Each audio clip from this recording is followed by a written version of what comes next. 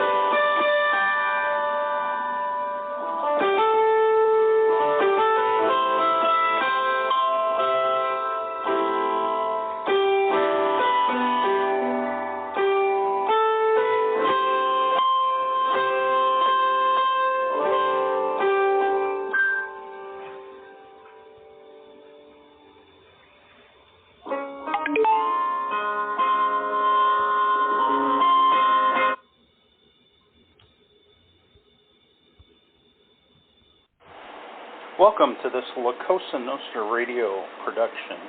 Cosa Nostra is a family unit located on allpoetry.com. Allpoetry.com, the world's largest poetry community. We want to thank Kevin and the crew for giving us a place to call home and hang our hats. The content and opinions of the people, the callers, and the hosts do not necessarily reflect the beliefs and opinions of Cosa Nostra ownership and management. Enjoy this Cosa Nostra programming.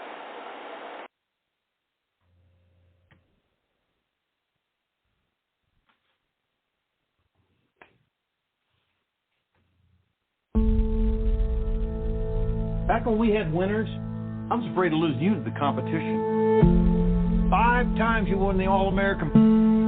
That was a long time ago, wasn't it? That was before the accident. Before the booze.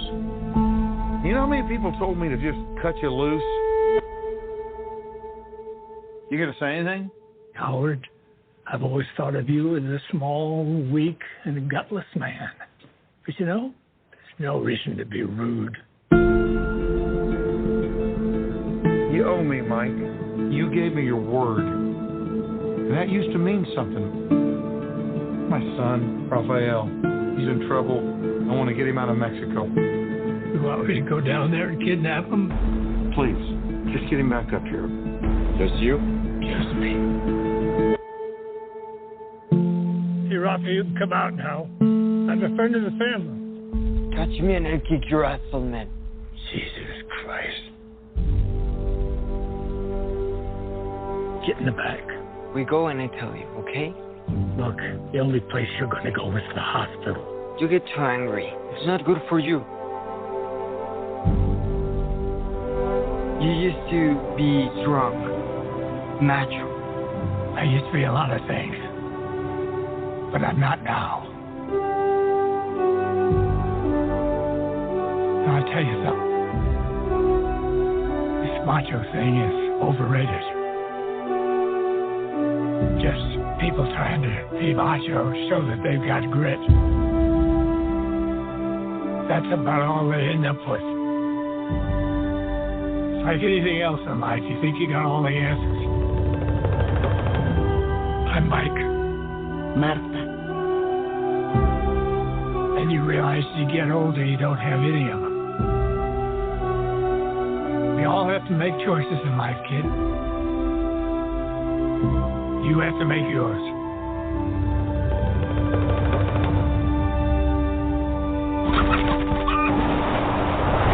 His name is Macho.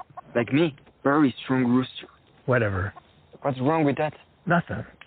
Guy wants to name his cock Macho. It's okay by me.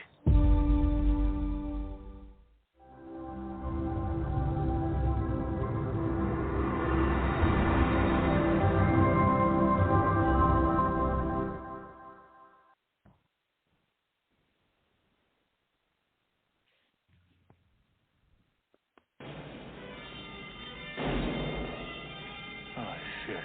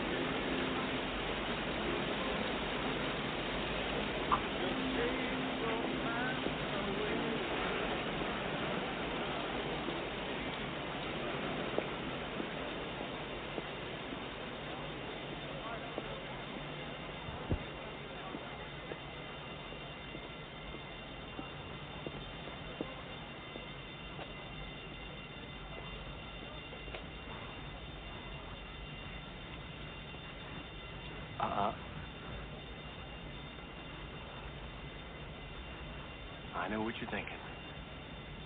Did he fire 6 shots or only 5? Well, to tell you the truth, in all this excitement, I've kind of lost track myself. But Ian, this is the 44 Magnum, the most powerful handgun in the world, and would blow your head clean off. You've got to ask yourself one question. Do I feel lucky? Well, do you, punk?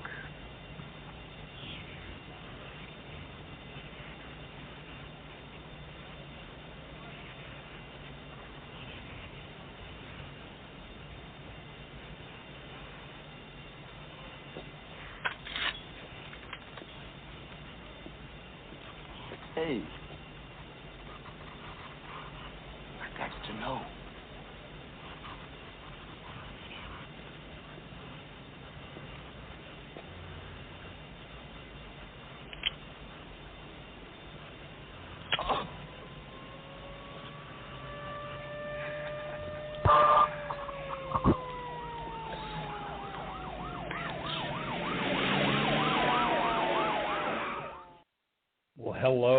Hello. And if you haven't figured out by now, this is a special edition of La Cosa Nostra Radio.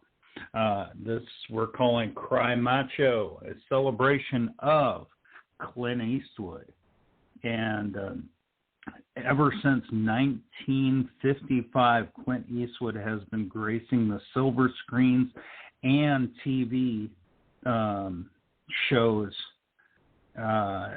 since. He's directed now 40 films as Cry Macho, premiered in theaters last week, grossing over $6 million.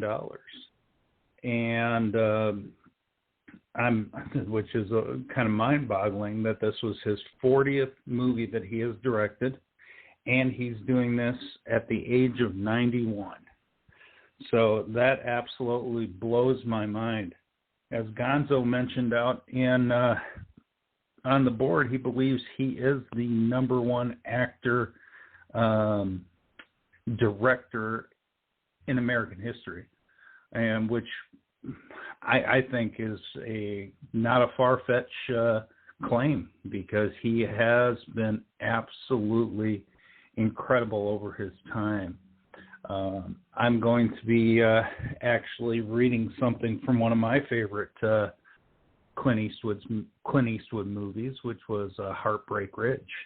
And I know a lot of people have their own particular, whether it be the Good, the Bad, the Ugly, Dirty Harry series, or whatever. And it's all over the place. I also love the Outlaw Josie Wales and the Pale Rider. Some of my absolute favorite westerns come from Clint Eastwood, like Unforgiven. And I think that he has had just an amazing run as a human being, and this is what we're here for, to celebrate his life and his accomplishments. Without further ado, I am going to go to the phone lines, and I want to welcome Headshot. Headshot, how you doing, brother? Hey, brother, how's it going? Doing pretty good, thanks. That's good. That's good. Welcome to the show tonight. What's your favorite Eastwood movie? Are you there, Headshot? Oh, I'm sorry, man. I honestly, I've never seen him. I'm looking up his quotes right now to write something. I gotta tell you, hey, I have a quote right here. Have you ever seen Heartbreak Ridge? I haven't. Oh man, it's about the Marines that went down to Grenada. So it's definitely a cool movie. Yeah. What's that? Yeah, that would be something I'd have to look at or check out. Yeah, it's kind of serious, kind of a comedy, a little bit of everything, and it seems he got war fighting. It seems he's a bit ahead of his time.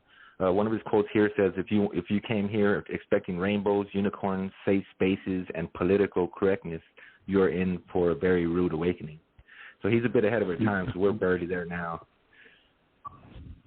He has always been ahead of his time. So one of the things, one of his big movies, and which was The Outlaw Josie Wales, was actually kind of in light of the Vietnam War and all the protests and everything like that, because the Outlaw Josie Wales was actually a person who did not want to join either side in the Civil War. And so he was kind of deemed an outlaw by the Union folks. So, it was, kind of like a message to the government, just we don't need to continue to do war after war after war. And I think that was a powerful message. He was, like you said, he was way ahead of his time. And I'm looking at Gonzo's little list out there: Good, the Bad, the Ugly, Unforgiven, Letters from Iwo Jima, Hang 'em High. And I'm looking at Azakel out there, In the Line of Fire.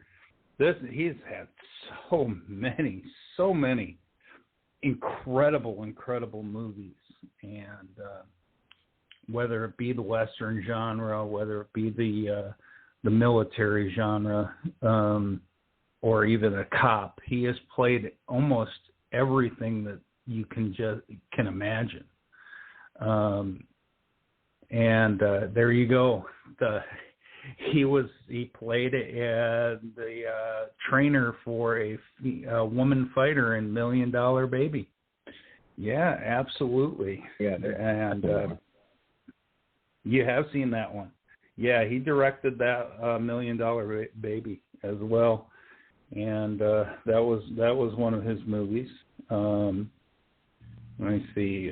One of his latest ones was Gran Torino, and that was the music that Boo was playing at the beginning of the show. I know Gonzo heard it. And, I'm not sure if you did, but I think that the whole thing about it is he is an icon. He is a person that so many people have looked up to for so many years. To just imagine a person going since 1955 and being able to do everything that he has been doing and still do it at the age of 91. That kind of blows my mind in what he does. Now, I did have a contest out there for this particular show, and I'm going to be bringing some of the poems from this contest over. We're also going to be reading other poems that members of La Cosa Nostra have submitted, and I'm really kind of excited just to see what everybody has brought forward, and hopefully we'll get a bunch of people calling in later on, and we'll get it moving in the right direction. So let's see. I think what I'm going to do is, this is a good poem right here to kind of talk about Eastwood and his career and everything like this. This is one of our members in La Cosa Nostra. His name is Minanagi. He is from India, and he wrote this little thing called Clint Eastwood, Man with No Name. And this is a great way to introduce kind of Clint Eastwood's career. And it goes like this. Clint Eastwood, an actor, film director, and composer, rose to international fame with his role as the Man with No Name, gained worldwide popularity, and became globally known and earned widespread praise in 65 years of career. The list of his accolades is arm-long. The roles he had played have made him an enduring cultural icon of masculinity. He is a true artist and gentleman in every respect, despite his years of being at the top of his game and the legendary movies he has made. He has been down to earth, treats all human beings the same. Less he spoke in the movies, the stronger he became and more he grew in the imagination of his audience. His glib way of delivering the dialogues are associated with some of the most popular uttered lines in film history. No matter what age he is, he will always be a cowboy at heart, even at the age of 91. He is back in the saddle for his upcoming movie, Cry Macho, directed by him too. He will keep on appearing on the big screen as long as there's a new story to tell. End poem. I think that this right here is such a great way to deliver kind of an opening credit for who he is and what he has done. I was fortunate enough to be an extra in one of the movies by his son, Scott Eastwood, and that was filmed in Wake Forest in North Carolina, and that was a unique experience, but very cool. He actually walked so close to us that we actually saw him, and he said hi and everything like that to the people around and everything. He's a mirror image of what Clint looks like, except the height. He's a lot shorter, and I think that was a great experience, and ultimately it's a great way of just introducing everything. You know, Clint, he has done so much. He's been so much, and I think that this way of describing him which is a very common way to write poetry in the Indian culture. I think that he did a wonderful job like that. What do you think about that, Headshot? Well, I'd say the title, Cry Macho, reminds me of the No Country for Old Men. Clint, he's a perfect image to reflect the man, because the times have changed so much, and we're dealing with so much the differences than what we had back then. Back then, it seems like it was a lot more simpler, and it was just one way and easy. It didn't work either, but that's here nor there. I have been hearing that a lot, though. A lot of people say insanity is repeating the same mistake over and over and expecting a different change. And if that's so, by that definition, are we not all insane because we keep just looping and looping over, and we know it doesn't work, and yet nothing's no difference. So I think he shows he teaches people, I guess, a different way to that they're not alone. That we used to be a lot more rugged than we are now. So maybe we should ease up, I suppose. Great, right. Oh, great comment, Headshot. Now, I got to ask one question. Boo, do you feel lucky? Boo. Perhaps it is Friday. You know what the problem is? There ain't many real men left. That's the first problem. In my opinion, macho men, whatever, real men, you know. So I agree with what Headshot said too. A lot of it. But hey, I'm feeling lucky. Excellent. Well, I got a little treat for everybody next. Laughing Soul actually asked me to record something for her for this show. And this is her poem that she put out, and I said I would do it, and I went ahead and did this. And I hope everybody likes that. And starting out with two poems from India, but here we go. This is The Gunslinger Who Talked to the Trees.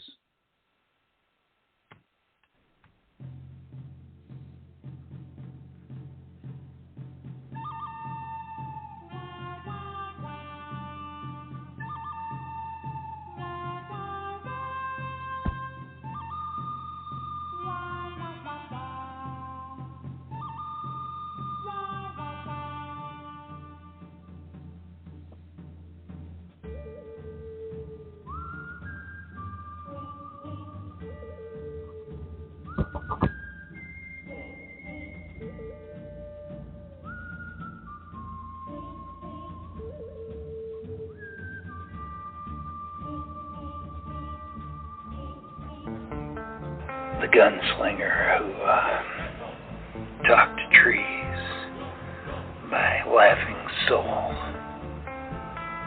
Rules, rules, rules. The good, the bad, the ugly. I make them. You dig? Fools, fools, fools. Go ahead. Make my day. I the hero. Just me. Man with no name. A cowboy. A few words. A cigarello jumper. A style icon. With a rugged poncho. Age is just a number. Proofs with a blast. Clint Eastwood. The Cry Macho.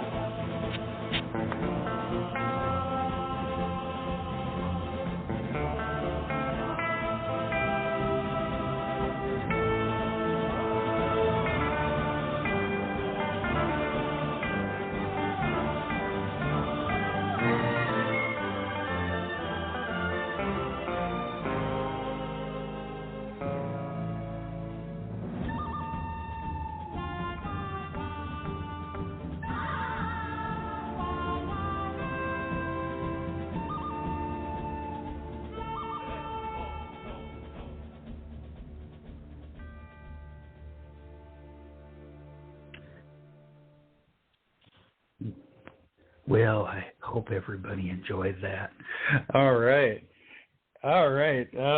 This is a great take again on Eastwood and his career and what he does and who he is. I think she grabbed a hold of and the picture of who he really is first and foremost, and which I think is quite awesome. I'm very impressed with her not knowing much about him and taking the time out and doing the research and finding out more about him. And I think that it was fun actually doing that. So I really enjoyed it. Headshot, what do you think about that? Oh, that was great, man. So many quotes in here. The rules, as if there's 3 sets of rules, and one's good and one's bad, which obviously are enforcement that we have to protect us, and then the bad, the ones that they actually catch and sentence. And then you have the ugly things they have to do that people don't know about, and also you have the soldiers doing the things that are ugly, so we don't look at them. One day they collided, and then I thought that was amazing. And then the age is just a number. A lot of people just forgot about that. Myself, I stopped counting at 33. Cry macho. So some people cry and do what they do. Well, when you're macho, you cry and not many tears come out, and then you make a change and get something done, so you don't have to cry again. So you can remain macho, because if you don't, then you start slipping the other way. It was a great rant. All right. And Boo, what do you think?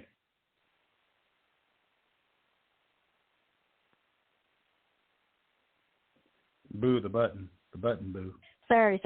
Yeah. I was just putting your picture up there. It's hilarious. I like the music in the background.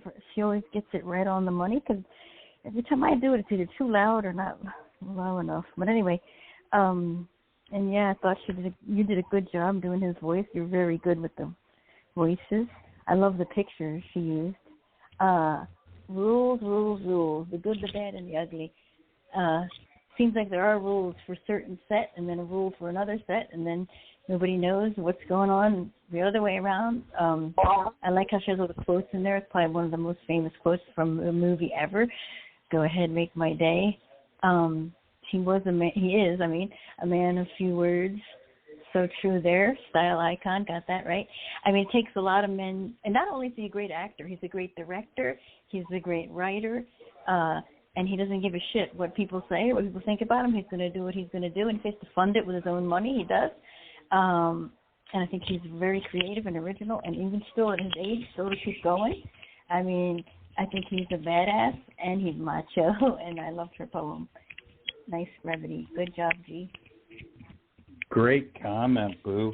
Hey, Boo, I'm going to put you to work. We talked about, we named this thing Cry Macho, and Cry Macho is his newest movie. Like I said, it grossed $6 million the first week, so I think that's pretty darn good. Third in box office. Yeah, third in box office sales. So I think that's pretty awesome. And what I'm going to do is have you read a little poem that is this. Yeah, true. This is based off of the movie Cry Macho, and it was in my contest. So if you can go ahead and read that for us. Okay. All right. Got it. Okay. Who's boss? Sorry, my thing's in the way. Anyway, I can't see who it's from because I keep getting messages. Okay. Ennis Richard. A former rodeo warrior who was strong and fit got plastered, drove drunk, and caused an accident. As he grew old, he preached about macho and grit. He went south to escort a friend's son, a trip that turned into a chauffeur run. At first, they had friction. The kid was cross, but the old bull rider showed him who's boss. End poem. This is kind of like a very short synopsis of the film itself and the book, Cry Macho, of what he did and what the whole thing was about. And I think that it's kind of pretty awesome that you got something like this and a person who actually took the time to to go ahead and look up the book story and show us what the story is about. I think that did a great job with it.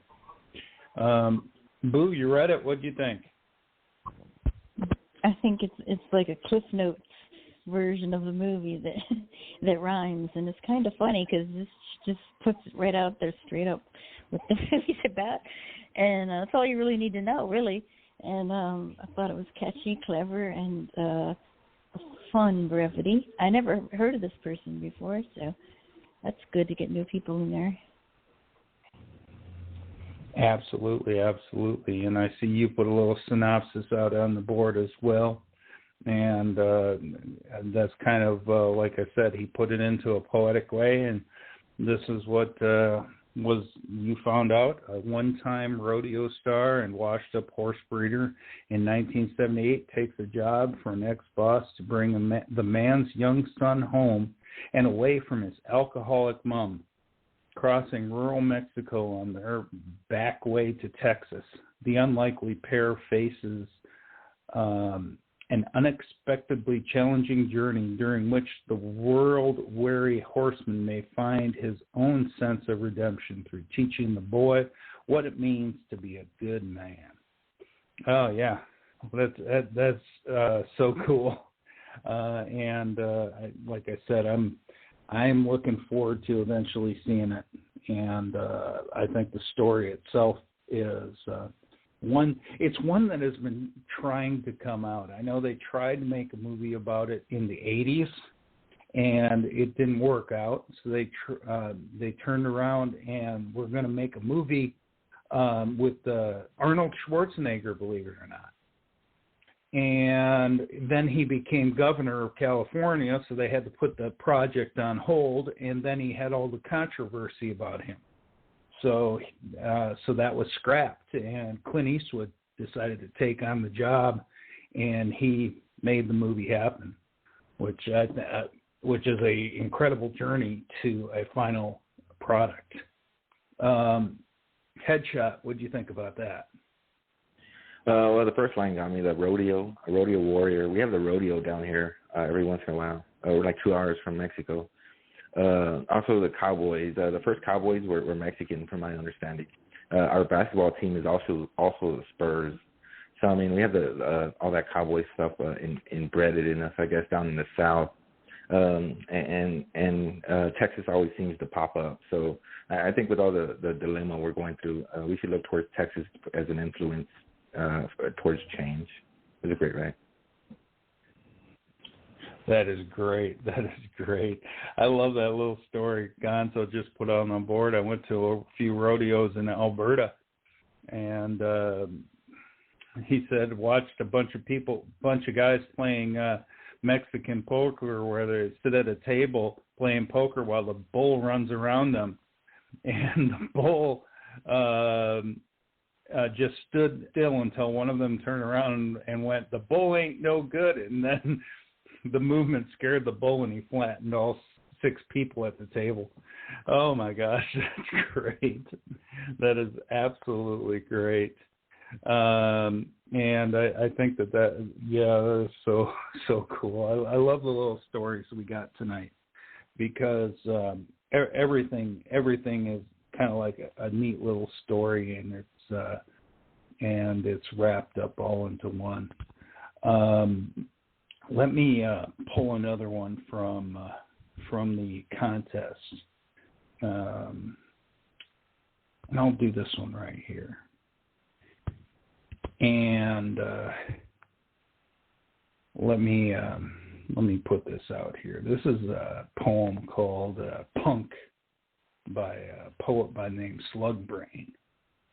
So here we go. Punk. Out of the desert he rode, tall, dark, proud, chewing on his slim cigar, staring at all around him with cold, dead eyes. He points at me. Do you feel lucky, punk? In his empty hand appears a gun, a big gun, a 45 from this end. The barrel looks like a black hole. Go ahead, punk. Make my day. He fires, and my pointless life flashes before my eyes. The spaghetti westerns, Josie Wales, the indomitable Dirty Harry, always cool, calm, collected, always the baddest badass around. The man with no name has worn many faces and many disguises. Outlaw, police officer, army boy, retired gunfighter, the great Clint Eastwood, the greatest macho man that ever lived. End poem. Now, I'm going to say that this poem is spot on for who Clint is, who he's been kind of a role model and something. Thanks, Gonzo. Oh my gosh. Yeah, Gonzo says I sound like Clint Eastwood mixed with Barry White. Okay, that's great. That's too funny. But ultimately, when I was growing up, I would want to be like Clint Eastwood. It was something that, a person I saw as someone who kind of exemplified what a man should be like. And I really enjoyed watching him and trying to be like him. And I think that was an awesome part of who he was. Let me introduce to the show and welcome to the show. Hello, Salwa. How are you doing? Fine, thank you. I was not going to call because couldn't find something to write. And finally I did a few minutes ago. So hello. Who's there? I have no idea. Boo is. How are you? And so is Headshot. Hello, Boo. And who? Hello, Headshot. Headshot. Sorry, I can hear you. What the name? Hello. Hello, Sawa. Sorry. Hi, Boo. I made it. I put effort. I was not gonna really. I was gonna call just to show up. Thank you, Sawa. Oh, my pleasure. No problem. I wish I didn't see the movie. I can't wait to see it. Sorry, go ahead. Oh, I know. I'm kind of excited too. Headshot, what did you think about that poem? Oh man, I reflected so much towards it, with it, or however you would say that. It starts with punk. Back then, the punks, they looked at punks as what they look at criminals now. Like it was an outcast. Everybody was so proper-like back then. Out of the desert he rose. When I think desert, I think Iraq. So you can bring this like current. It reflects a lot of the struggles we go through today, and it just reminds you to stay tough, and everybody's going through it, and just keep a positive mindset. Yeah. That's great. And like I said, everybody has their favorite movies. Boo put Gran Torino, $1 Million Baby, Mystic River, and Dirty Harry. And I am a person who loved Heartbreak Ridge, Outlaw Josie Wales, Pale Rider, and Unforgiven. Those are probably my four. You like the Western? And $1 Million Baby's amazing. He was a great Western actor, though. He really, really played that role well. And I have a question. Do they call it Western because it's like from China, we're the West, or do they call it Western because it's the Western of the U.S.? Because Texas is down south. It was the Western of the U.S. Old West, I guess. Yeah. It was that time in America where probably we're talking about the flow of people going from the east to the west. Yeah, that's what I was thinking. When it didn't happen, it was all the West, so it just passed that, so they still called it the West because it's all wild. It was wild at the time. Exactly, and that's what it was about. Oh, how could I forget Any Which Way But Loose? That's a good one too, Abigail. Yeah, that's really good. I love that one. All right. Well, we got a treat, folks. Let's hear from Boo. Boo, you got a bronze in my contest, so congratulations on that. Surprisingly. Okay. Let's hear what you got. Okay, this is called Eastwood, Better Than Good. Kind of funky. Bad boy with a good heart at the tail end of a head start. Oh, he's prolific, he's prophanic, he's depressed, he's manic, he's processed, he's organic. He meditates and sits when he just can't stand it. And remember, this is just a test. So far, the love of God, please don't panic or take anything for granted. Clint says, make my day. Truth is the only way. An American icon, but got some bad habits. Got a good plan, too. Just got to enact it. Bad. He's the baddest. Hollywood glamour. They can have it. End poem. Yeah, I really love the way that you put this, Boo, because the bottom line is, you know, for who he has been and how long he has been in Hollywood, since 1955, his acting career started. And it has not changed who he is.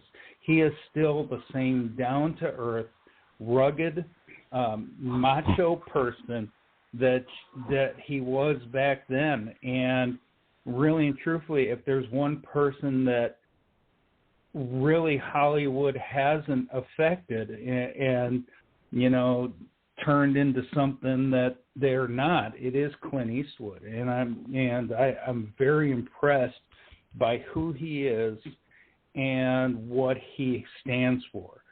And Boo, I think that your poem grabs a hold of that and kind of talks about that one. I think that you've nailed it on the head, who he is. And I really enjoyed the way that you did that. As Mikkel said, he acted in 72 films, and he also directed. Cry Macho is the 40th film he has directed. The actual, some may say 39, but his first film that he directed, he was uncredited for. So it was actually 40 films. Yep. So look at Gonzo. He had more wives and girlfriends than I have porters. Salwa, what did you think about that? Oh, who doesn't love Clint Eastwood? I mean, he's a really great actor. And you're right by saying American icon. He definitely brought his what he's known for, really. That's what I see here. As you said, on his prophetic, he's prophanic, and there's kind of cool how it's rhyming. He's depressed, he's manic, he's possessed, he's organic. I like that. Meditates and sits when he just can't stand it. I think as a personality too, I really like what he's doing for humanity. How many he donate all his. He have all this food product that the money he donates to so many causes. I really appreciate that on him. I buy his brand for this reason. Because I think you're thinking of Paul Newman, maybe? Oh, yeah. I see I lost it for a second. It's all good. That's so funny. They're all icons. They all taste delicious. You're right. Oh, my gosh, I'm losing it. See why I didn't want to call. Actually, I made everyone laugh. That's good. Yeah, it's fine, Salwa. It's fine. Headshot. What'd you think of Boo's poem? First, the picture was awesome. Go ahead and make my day. So it makes his day to be able to kill somebody because he knows if we killed enough people, the world would be a better place. And so with every little one kill we get, it makes us feel better because we're actually going in the right direction, which we know is the solution. I thought that it's cool to elaborate on his characteristics. Yeah, like y'all saying, there's not that many people this hard anymore because to make a change, you have to do it within yourself, and sometimes that's not so easy. I thought it was a great ride. Well, thank you. All right. Well, we got something extra special again here, folks. So I'm kind of excited about this one. Gonzo has come up with something that is just absolutely phenomenal. And you guys got to sit back and listen to this carefully because this is absolutely sensational. This is called Ballad of a Western Extra.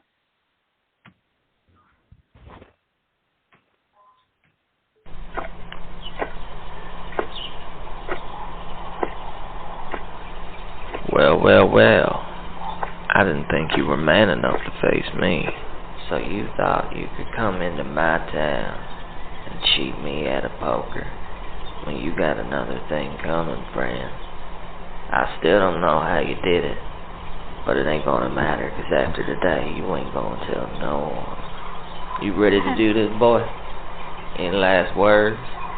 No. No? I'm gonna let my pistols do the talking.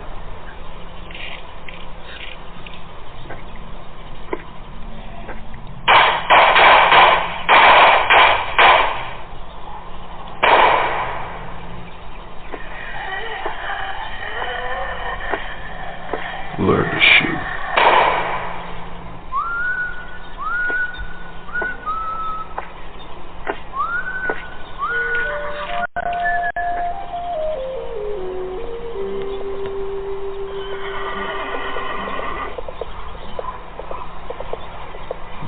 Rough, tough enough. Spurs heard without footsteps. 6 good reasons to call your bluff. Wager of death doesn't allow any hedge bets. Before the lines are crossed, better be on your way. And money ain't the only thing lost here today. Take that sour gut and run home to your wife before bleeding out, begging for your life. At the edge of town's the spot set real nice. Ground is soft and easy to shovel. Just grab hold your piece and forget the holster. Pretty sure you'll beg and grovel. Sunset skins melting across sapphire skies. Ego engorged, unexpected surprise. Perforating arteries, stripping flesh. Pop a lung crippled, gasping for breath. Pride will undo to the quiet show respect. That's how he left me covered in my own shame. I imagine my gravesite overgrown by neglect. Reading, killed by a man who never gave his name.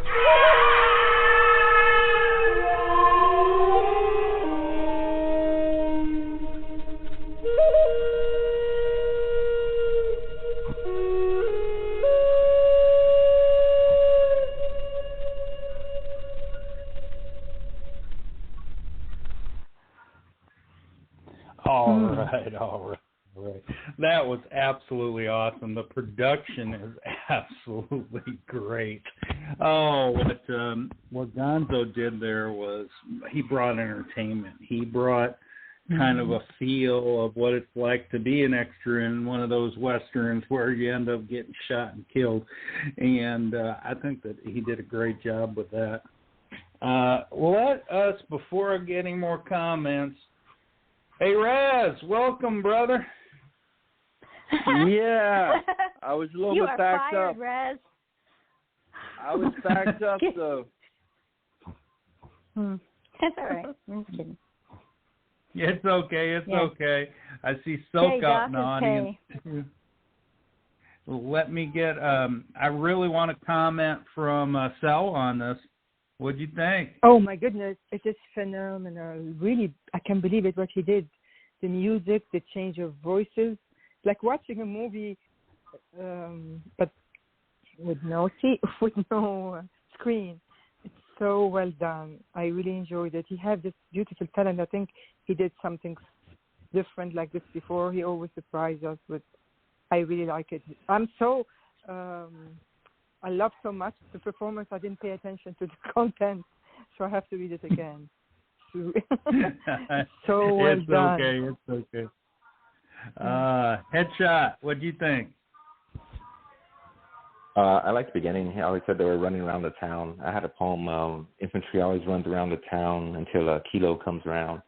Or run around thinking they run the cops feel this way about your parks and city. They want to run around, hey, this is my park, don't do this, don't do that. Act right. Soldiers feel about that way about the nation.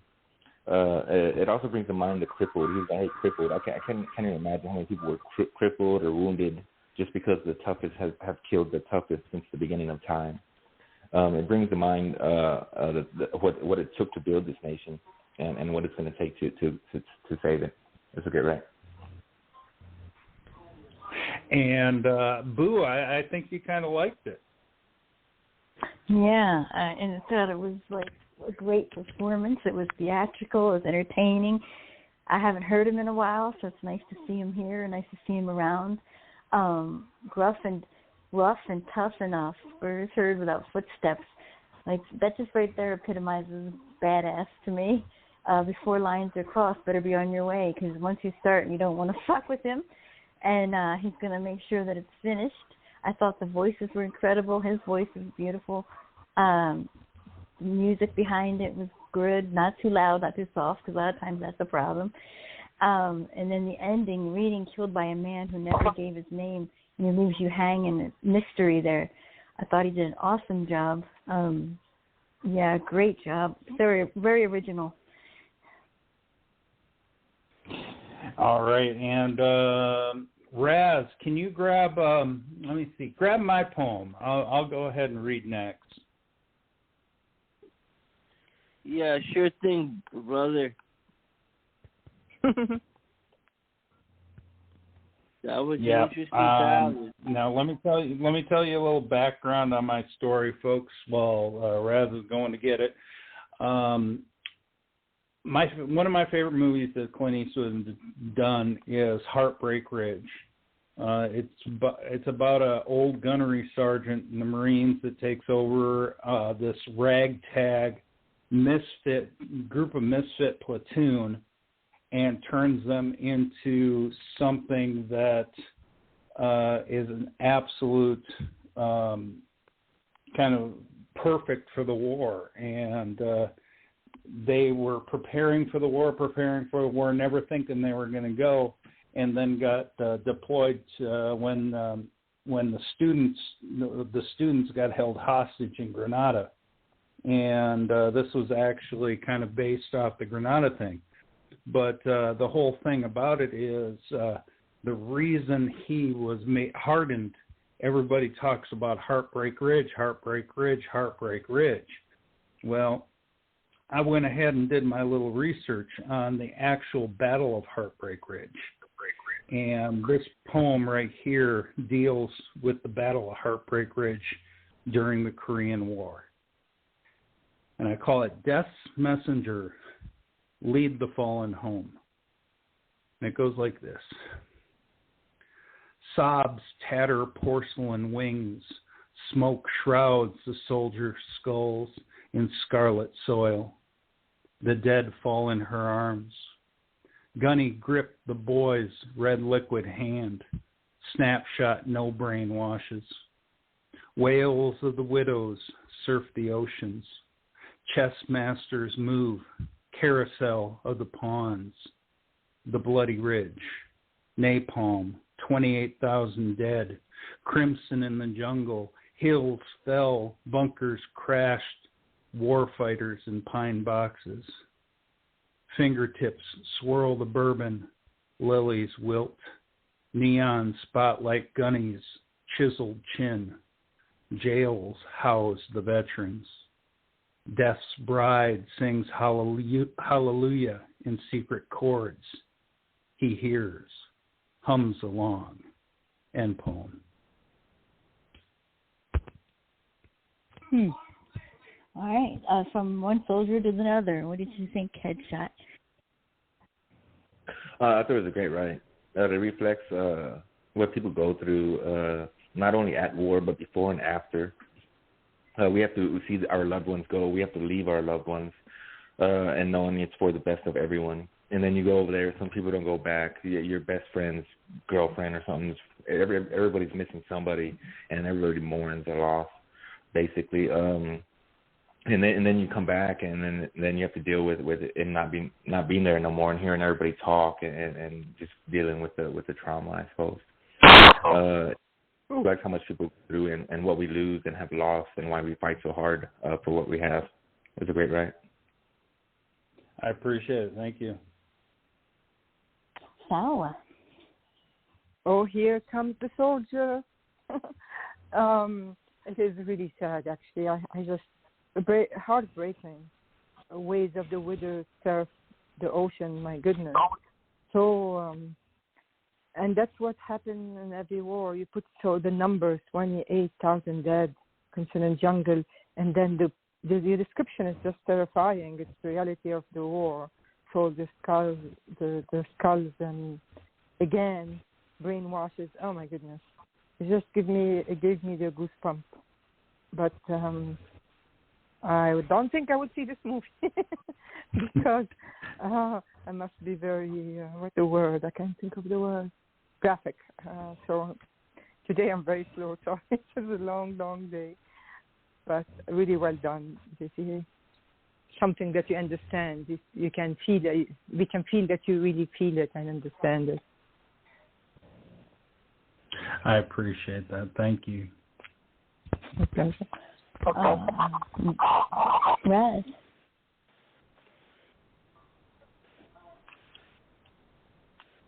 Yeah, there's definitely all sorts of messages here from death, and when you hear the background to North Korean War, it was one that was fought with many losses on both sides, and so what there is of death, Spirit sings hallelujah in secret chords. He hears, hums along. It's a kind of way of accepting what there was of the realities of the war. I appreciate it. Thank you. I when I read this at the other day, I didn't know it was for the show. I think it's pretty. It's abstract to me. I don't know if it's supposed to be, but I mean, the picture doesn't. I would have thought we would have put a different picture there for this type of poem. I don't mean that in a rude way. It's just I don't know if she's like the angel or what for those who are fallen. Well, you take a look at her. Dumb question, but what's the bunny? If you take a look at her, you'll see the skulls at her feet, the dead at her feet. Uh-huh. So I kind of consider her like the angel of death, bringing people over to the other side. Oh, that puts a whole new spin on things. But I like Whales of the Widows, Surfs the Oceans, Chessmaster Moves, Carousel Pond. There's so many widows, wives, mothers, sons that lose people. And then you say 28,000 dead. Wow, that's a lot of people dead. And then I love Fingertips Swirl like bourbon because so many soldiers turn to addiction medication, over-medicating or not taking their medication at all, then mixing it with alcohol, the PTSD, the nightmares, all those things that make the substance abuse worse, which they think is going to make better. I see it every day. They stop taking their meds because they feel better and they go downhill. It's the only way they can deal with what they've been through. I can't even imagine what they've been through because I don't even think I can make it. So, I thought this is very deep, and I love the ending. He hears, hums along. Yeah, good job, Jay.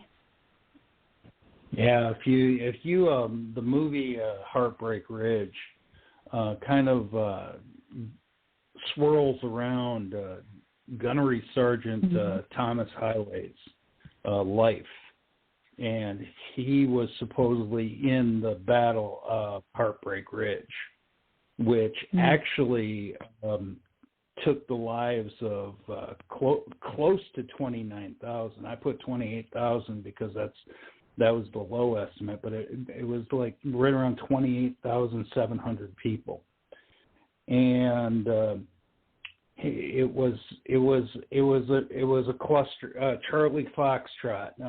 You can put the two words together because some of the leaders just didn't want to listen to the other leaders when they had better ideas. They underestimated the enemy, and we lost way too many people in that battle because of it. And if you follow his life, he did turn to alcohol quite a bit. You know, you could see where PTSD set in and the different things that affected him set in. And I think it was a great movie to show kind of what, even though there was quite a bit of humor in it, it was still a great way to put it. And I think that's kind of was an awesome way. Like I said, it's not an easy subject to talk about, but I think they presented it was quite clever and helped out. Never underestimate the enemy. Exactly. Hey, RAZZ, why don't you grab Budo's poem, and I'm going to have you read that. I want to remind everybody that tomorrow night, RAC is going to have When Broken Hearts Bleed. The show topic is settling. When have you settled on something in a relationship in life? Who have you settled? You know, it's like everybody can dream about the ultimate thing, but have you ever settled for something? And I think that is that's going to be an interesting one, to say. Haven't we all? So. Oh my goodness! Yeah, so I'm gonna. Too many to count. I'm kidding. That's at 10 p.m. Eastern Time tomorrow. RAZZ, whenever you're ready. Yeah, here's Budo in Hush Bravado. Eyes swollen from dust tears, facial lines engraved in granite. A stone-faced stare, lips cracked and parched from 1,000 conversations, to noon, to nowhere. Dry, rotted cowhide leather, splitting under extreme duress, an unforgiving sun, baking reddened extremities as mirages dance close to infernal horizons to stand. A hand-rolled cigarette, burning tobacco in rasped lungs, his glint and all-consuming, no trepidations otherwise, only the cold-barreled steel awaiting final release. And poem. Oh, this is kind of Eastwood's Western persona, all wrapped up in one. You know, I'm like I said, I'm a fan of several of them, to include The Outlaw Josie Wales, which I love that movie. It's just fabulous in the storytelling of it. And then Unforgiven. I think Unforgiven was kind of a change in how Westerns were made and how that time was portrayed. It showed the ugliness of that time. And the way he brought it forward really told a story. Now, before I get another comment for that, let's welcome to the show Azakel. Hello, brother. How you doing? I'm doing. How's everybody doing tonight? Good evening. How are you? Hello. Doing good. Headshot. I'm going to have you start on what you think of Budo's. Oh yeah, it's a little more raw than today. It's what comes to mind. We have all our issues with women and everything on back nowadays. They didn't have that many women, and every guy you met could kill you just to disagree with you. So I wouldn't say then is now. That it's hard to find wide open spaces nowadays. Like how they have to travel just through wide open ranges and trails. So I can't imagine how hard it was to be a man or be married or do something like that back then. Where would you just meet her out in the bush somewhere? So I would think you'd have to just meet somebody's ex-wife or daughter or something.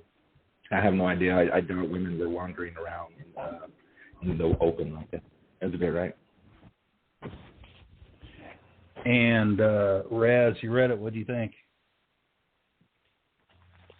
Yeah, it does show Eastwood when he's really that Western cowboy who's going to lay down the law with drawing. That's there, the bravado. Excellent. And Sawa, what do you think? I agree with all of you. He definitely gave a beautiful persona of Clint Eastwood. I like this photo. Which from the movie Bravado? I think it's good. I think it's Good, the Bad, the Ugly. Oh, okay.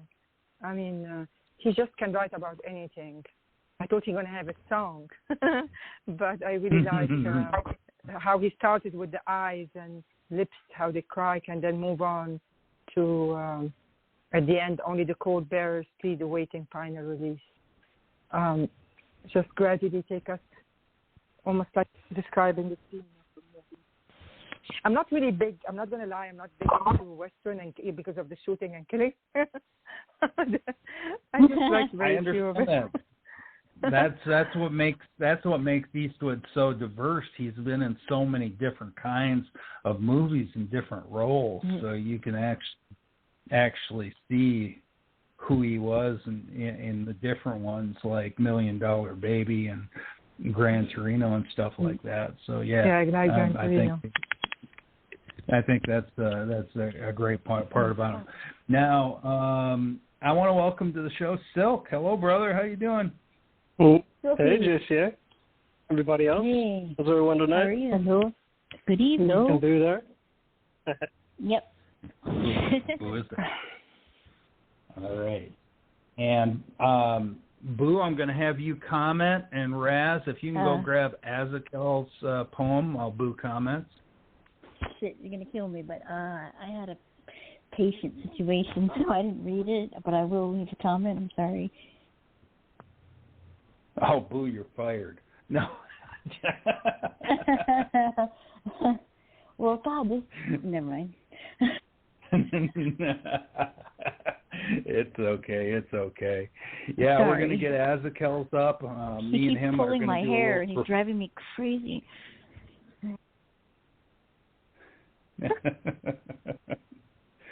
All right, we're going to do a performance piece here, folks. So I'm kind of excited about seeing where this is. And okay, yep, I get it. As I see it. And headshot, you're going to be right after Azakel. Okay.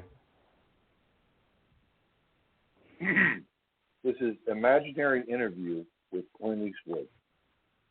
Hi, it's your guy. Hi, it's your guy upon high, Azakel, coming to you with another broadcast of rodeo shows. This surely isn't my first, and God willing, won't be my last. If you have only seen 2 classic westerns in your life, chances are in one he was the star. In one of his quotes, he said, "You don't have anything to prove. You can just be who you are." Mr. Eastwood, is there any more quotes or bits of wisdom you give that's enlightening? They say all marriages are made in heaven, but so are thunder and lightning. Are there any more trademark quotes that to our show you think has a fit? What I say after a take instead of cut, that's enough of that shit. I never considered myself a cowboy because I wasn't. But I guess when I got into the cowboy gear, I looked enough like one to convince people that I was. So about Dirty Harry, is there anything you'd like to say about the police, about the fuzz? There are certain things you have to be realistic about. Dirty Harry would not be on a police department at my age, so we'll move on from that. In your very successful trilogy, Man with No Name wears what kind of cowboy hat? classic Western style. Pork pie crease, leather, and large brim, made from rabbit felt. I'll leave you with this. I'm a fatalist. I believe when it's your time, that's it. It's the hand you're dealt. One last question for you, sir. Many women had your children. Is there anything about that you'd like to address? Why, it is that I'm any more of a sire than anyone else. Something to do with the genes, I guess.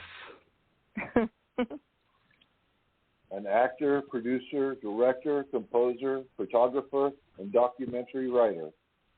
The Americana epitome of what it is to be tough, rugged, and one hell of a fighter. Mhm. One hell of a sperm donor. Oh my God! Yeah, this is great. This is great. I love how you put this together, and it was just a pleasure to perform this with you, Ezekiel. I really enjoyed myself, and yeah, you captured who he is once again, and another person who got it right. So wonderful job. Silk, what do you think about that? I really dug this, and you did great doing the Clint Eastwood impression there, and you both read it fantastically. And I just loved how this was set up like an interview, going back and touch of humor thrown in, and I think you captured Eastwood's voice very well here. Just a great piece all around. It made me smile. Enjoyed it. Thanks. Thank you.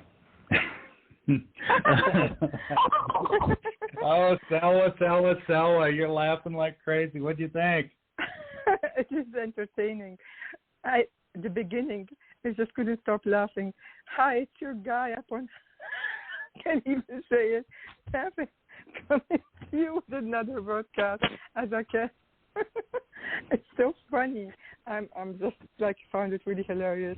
I like how you again with a sense of humor, but how you personified him is incredible, really brilliant. Another phenomenal one of your favorites maybe. It's so funny and well done. I really capture who he is. Thank you so much, Shawa. Oh, my pleasure, Mr. Cowboy. All right. Let's hear what Boo has to say. Yeah, that's something different for you. I was expecting a song too, actually, but that's a really unique angle that you took, and I thought the questions were good. Your voice was good, Jay, and really unique and original. I wasn't sure what you were going to do. I was wondering, but I thought this was very clever and well written and very unique, which I always like. Good job. Thank you so much. And everybody should know these are actual quotes I looked up of Clint Eastwood. Mm-hmm. So everything that I put in there was once quoted by him in an interview or in a show or in one of his works. So it's actually true to point. Mm-hmm. That's great. Raz, what do you think? Yeah, that's bam, I think, man.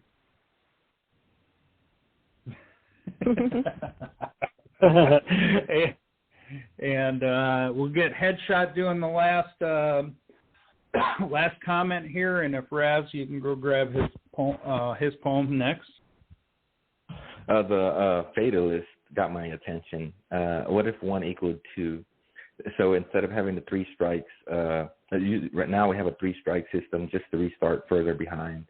We were told that you get a fresh start or forgiveness. We now know a record equals neglect or bias from a system. I agree with him. We should enforce our laws more stricter or something, because it's too lenient now and people are just getting away with murder. It's great, right? All right. You are on the board, my friend. Okay, cool. I just wrote just a little something during the show. This one's called Macho Men. Guns have a slinger that speaks to trees. They didn't agree and started killing each other's seeds. Trees grow while flowers drown because they can't breathe. Punk cakes, pink cakes, pancakes, making the day bleed. Should've, could've, would've, but didn't. Then I got high to lead. End poem. No, this is clever. This is clever because, yeah, the whole thing is about, you know, how macho he's been, but at the same time, it's how human he's been as well. And I think that you grab a great hold on that one. So, wonderful job there, Headshot. And let me start with Azakel. What do you think about that? I'm not sure. I might need a little explanation of what's going on here. I can tell you. I just wrote as the show was going on, and that's what came out. Okay. All right. That's funny. Yeah. It's okay. It's okay. Let me get a comment from Raz. Raz, what do you think? Yeah, this shows, if you put it all together with the title, Macho Man, there is so much that a person with high testosterone or that gate of being a man would do in order to prove their own point.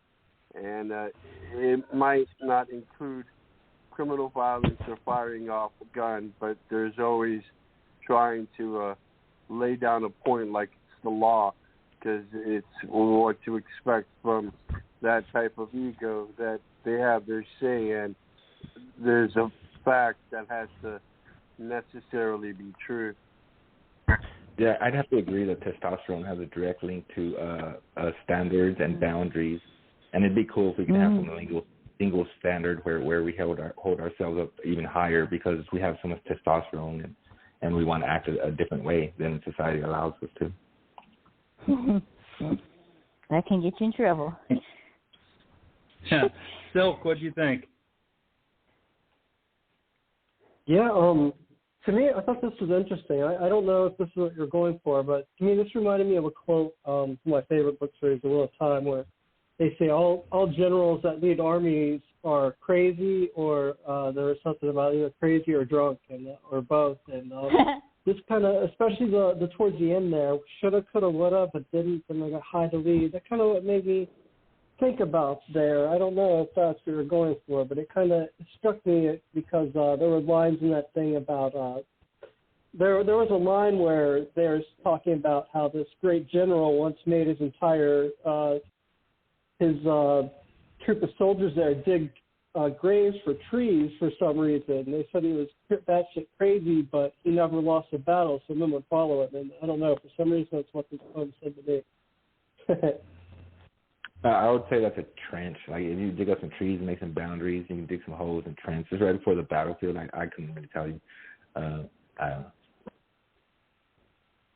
Well, Brian, this is actually the something happened. The trees got knocked over, and they dug graves and buried the trees for some reason. That is the story. But yeah, I get making trenches too. But this is it's a little different. Yeah, so they had a saying saying if a tree falls, does anybody hear it? So a lot of times people do things that they can't say they do, but they can tell you what they've done afterwards. Okay. Yeah. Mm-hmm. All right, Boo. I like punk cakes, pink cakes, pancakes, making the day. Sounds delicious. I'm not sure what you're talking about, but I think I get it, because guns have a slinger and speaks to trees. Okay, forget the tree. They didn't agree, started killing each other's seeds. So I think it's about people that are killing in society. They're killing everyone, the mothers, the fathers, the brothers. Like, we're just too much quick on the gun, too fast to murder. And then you say, grow while flowers drown because they can't breathe. It's this macho man holding other men down, maybe women down, from their potential and not letting them grow. And at the end, you're just kind of like, well, fuck it.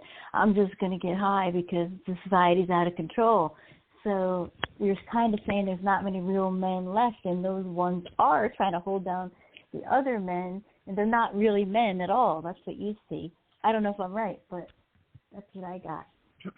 Yeah, I kind of just put it together. The idea was that they didn't agree and started killing each other's seeds. Where all trees were killing each other, were the same. Trees grow, flowers drown. So if the trees grow, then the flowers get less oxygen or less sunlight.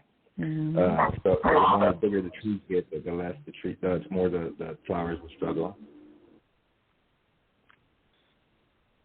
All right, and the last I see that stunted growth. Last comment on this will be Salwa and RAZZ. If you can go grab Salwa's poem, please. I think it was really abstract, but I don't know, for some reason the last two lines, then I got high to lead. For me, just to summarize what the macho is, just want to lead, they just want this power. I think this is brilliant how we ended there. And you explained that. I was curious about each other's seeds. I thought like Boo really killing each other and no mercy. But your explanation kind of made it make more sense now to the poem. So thank you. I think that we need macho men around these days. We need a man who knows how to take charge and lead us or not. I mean, there's enough pussies in the world. Let me just say that. It doesn't Am have I to right? be macho. Nobody. Macho. I am too. So I'm hearing the village people as well. Fun to say it. So YMCA.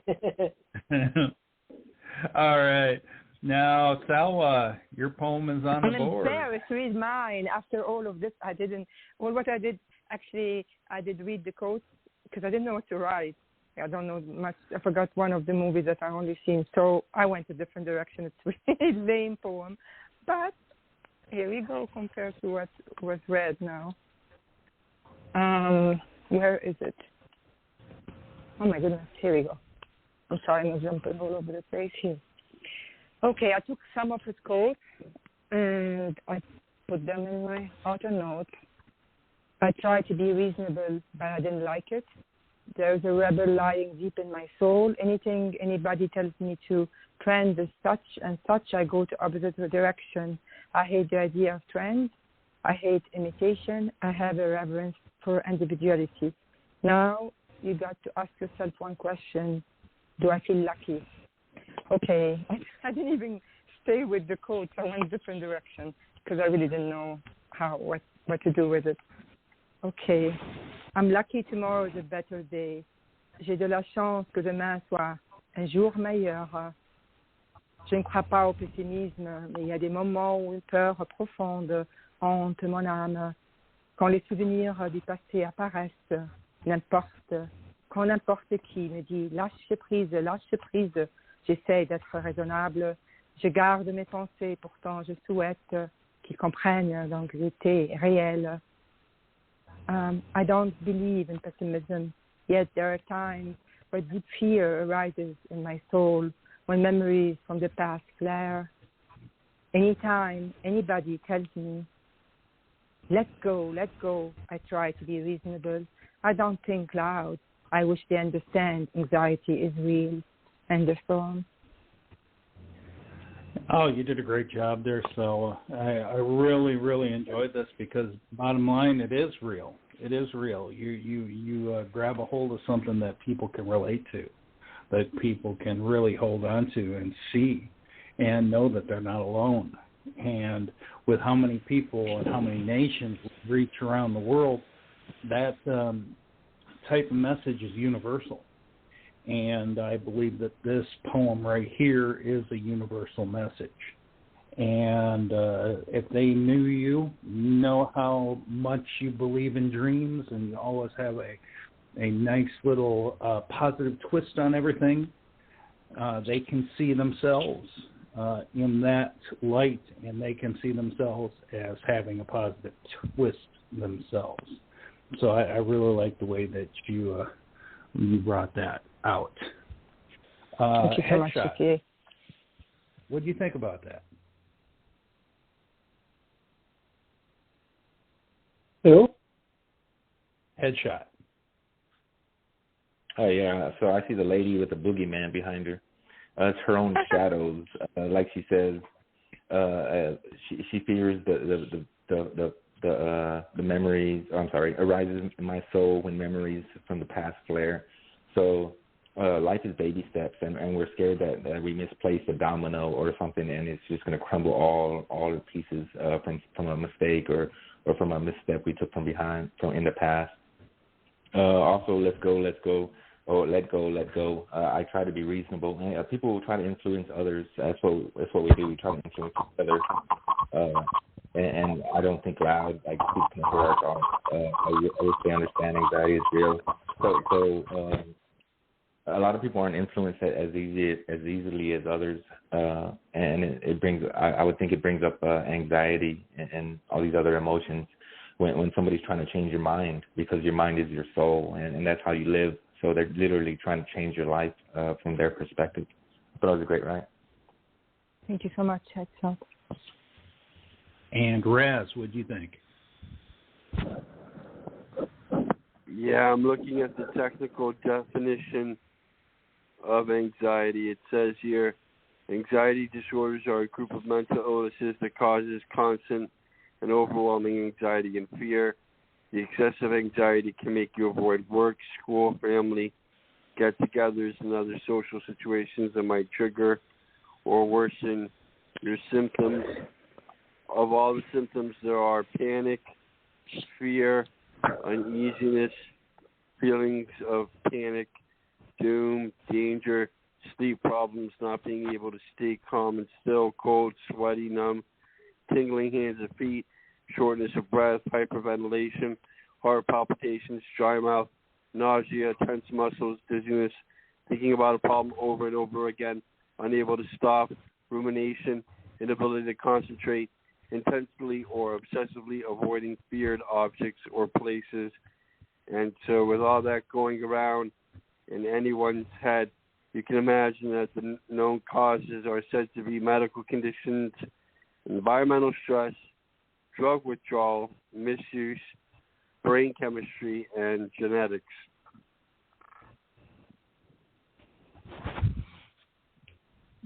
Thank you, RAZZ.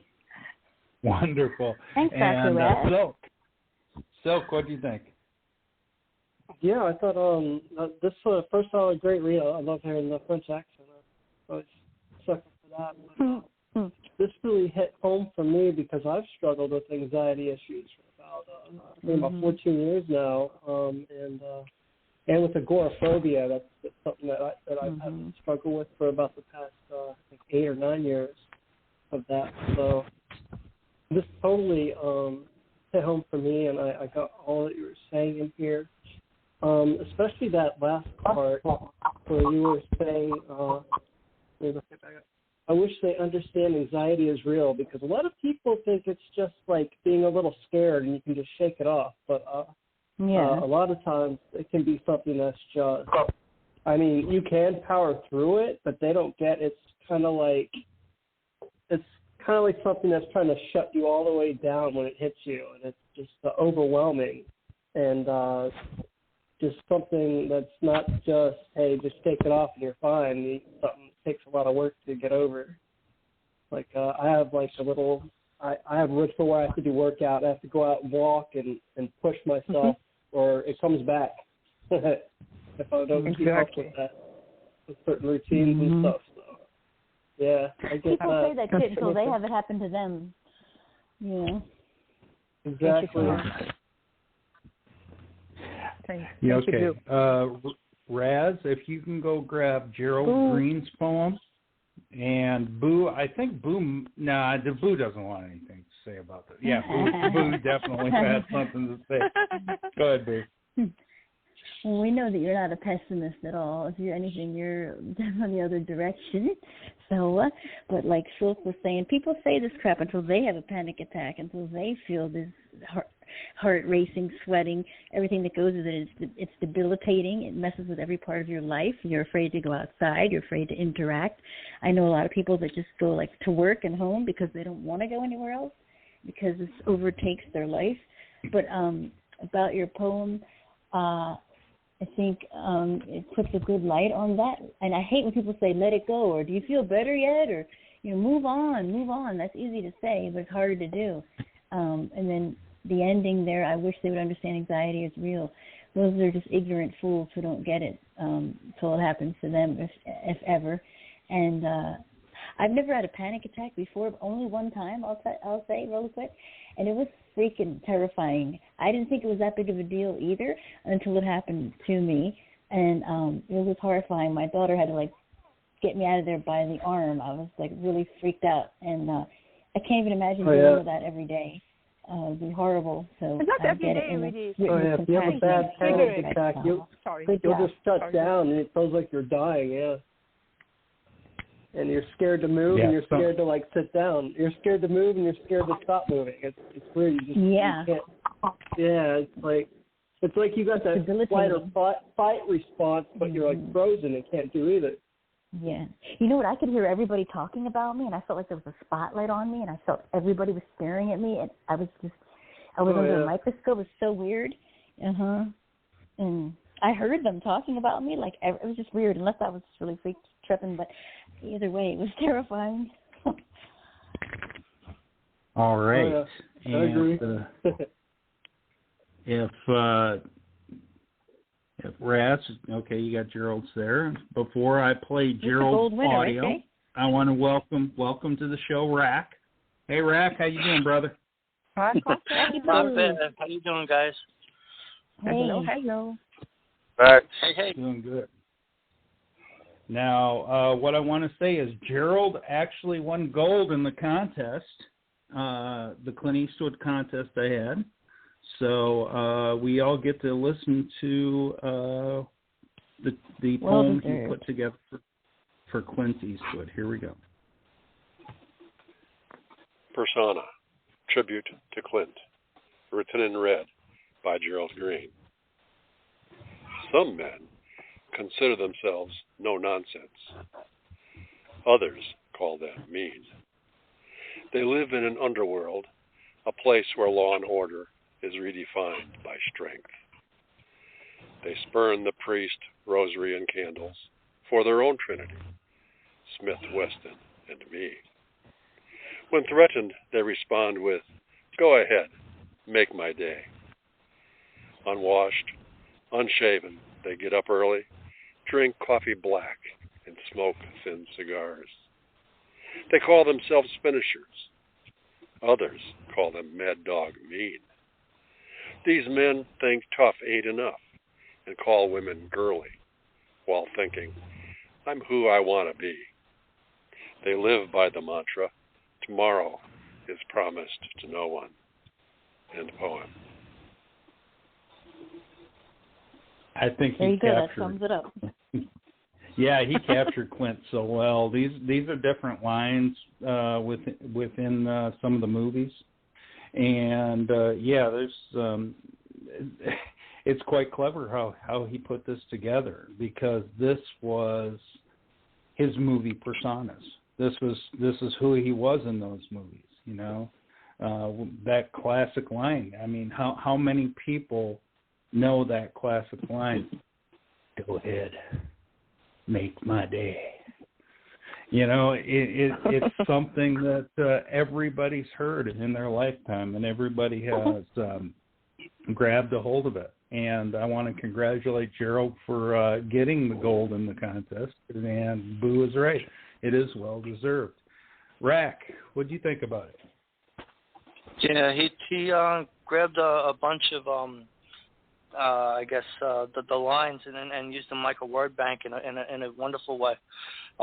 There's no mistaking who he's talking about. You know, even down to the stupid thin cigarettes that you know, it's part of the character. I think you can't have one without the other. You know, you picture the craggy looking guy, and he's got to have that thing dangling from his mouth, you know, and you know, he's got that attitude, and he's got that all wrapped up in that piece that he gave you. Great job.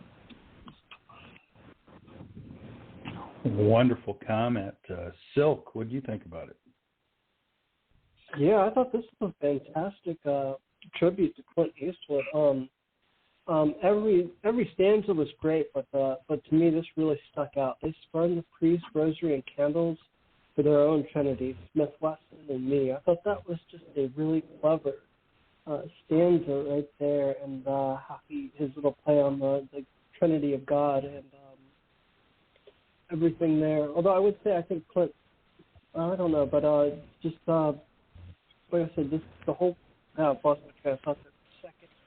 But no, I really like the whole part too, especially also how you're saying some men call themselves no nonsense, others call them mean, and some people that are no nonsense do get a bad rap like that, and it's just fantastic. I enjoyed it. They're always the asshole, but they're really not. Yeah. You're right. Sawa, what do you think? I didn't see the movie, so I really can't speak about the movie. But what I like how this can be read for any time. This is about men, and there are men today who are like this. They call women girly. They want to do what they want to do. I really think this is a good presentation of men in general. I'm not saying all men are like this, but some type of man, and I think this is really brilliant because it's timeless. Absolutely. Raz, what do you think? Yeah, I would second partial of what the former speaker had stated. That line on they call themselves finishers, others call them mad dog mean. You can't have a world where there's not certain men who are really going to take it there, just be flat out as mean as possible, and there's no one to tell them differently on changing their behavior. And Headshot. This brings to mind, you want the truth, you can't handle the truth. So they call themselves finishers. Very few men are willing to finish something. There you go. Others, they used to be called mad dogs. Now we call them devil dogs. I don't know what other people call them.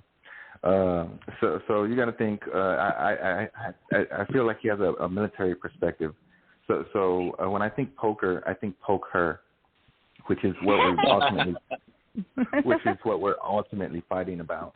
So you have these soldiers going and fighting these enemies, other countries, other nations for freedom or for whatever, and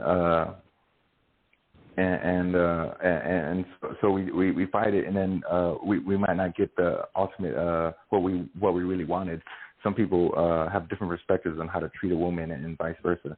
Well, when we go fight these wars, and I totally kind of lost track a little bit, but there's so many of us fighting that we don't know how to have the same perspective. So we're just literally doing it for out of the goodness of our hearts or whatever. I think when you drink coffee, we drink soda now too. So it's like drinking oil, and smoking is like smoking trees, plants. I had a few other things to say, but I totally lost track. But it's nice to have some guys look at harsher because they're willing to do what other people aren't willing to do, like to shoot women and kids or kill everybody. So it doesn't happen again. We don't go to war for no reason, and I think we should finish one when we start one, so we don't have the same issues. I thought it was a great ride. Yeah. Great comments. And Boo, I'm going to have you make the last comment. Raz, if you can go grab Peter Solway's poem. Well, this is my kind of dude, really. This is what I call, he's ballsy, and he's straight up, and he's honest. He doesn't bullshit you. And, hey, you need a real man to do a lot of things, especially for women to feel safe. We like to feel safe. We like to feel secure. This is the kind of guy that some consider themselves no nonsense. Others call them mean. That's the guy that always is like the asshole, just because he's not so chatty and talkative, and maybe he doesn't have personality. He's all business. Kind of guy reminds me of my dad. Exactly my dad. He wants to know who, what, when, where, why. He gets shit done.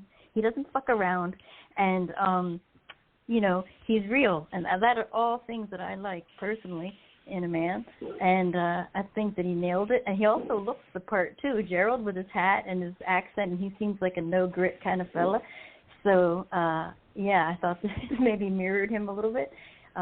Great poem, and that's what I call a man. But everybody has their own opinion. But I like the poem. Great comment, Boo. All right. Next up, we're going to have Peter Solway. He is he got the silver contest, and I will go ahead and read this. This is called "Make My Day" after Clint. It goes like this: "Sweet death of deliverance, yours, not mine. Whether rattlesnake venom or bullet through brain, or both, gunfight amongst rocks, outlaw with bad breath, to hunker down on snake's nest, babies to defend, Clint their foster father champion, sleep under star's blanket, adopted lads all swimming, mother a Mexican woman, border crossing once too often, no more to door or phone, Clint coming, day making, heroes of the West, all gone to fiction, only lone dogs barking, flagons of venom, no engines dancing, drum beating, why nothing? Clint of extinction. Feather and brain, still squinting, arrow flown, prophets of gambling, planets to name on carpeted ceiling, Venus and Mars, embers from smoke, all the rawhide same, herds a-rolling, cattle a-rest, childhood reclaimed, Clint with migraine, bubonic plague, frying snakes, old as shit, grilled rattles, stars of earth, knowing the boast of little earth, make my day. End poem. I like this. This is absolutely so clever. It really ties in a lot of what Clint Eastwood's movies were about, and a lot of different scenarios that went into them.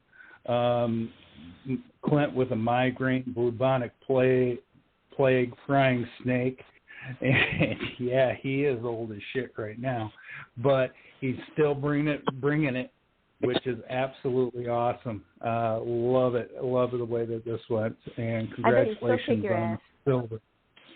I bet he could. 91 years old. 91 He's years still old. kicking ass. Yeah. And let me get I'm going to start with. Let me start with RAZZ on this. RAZZ, what do you think?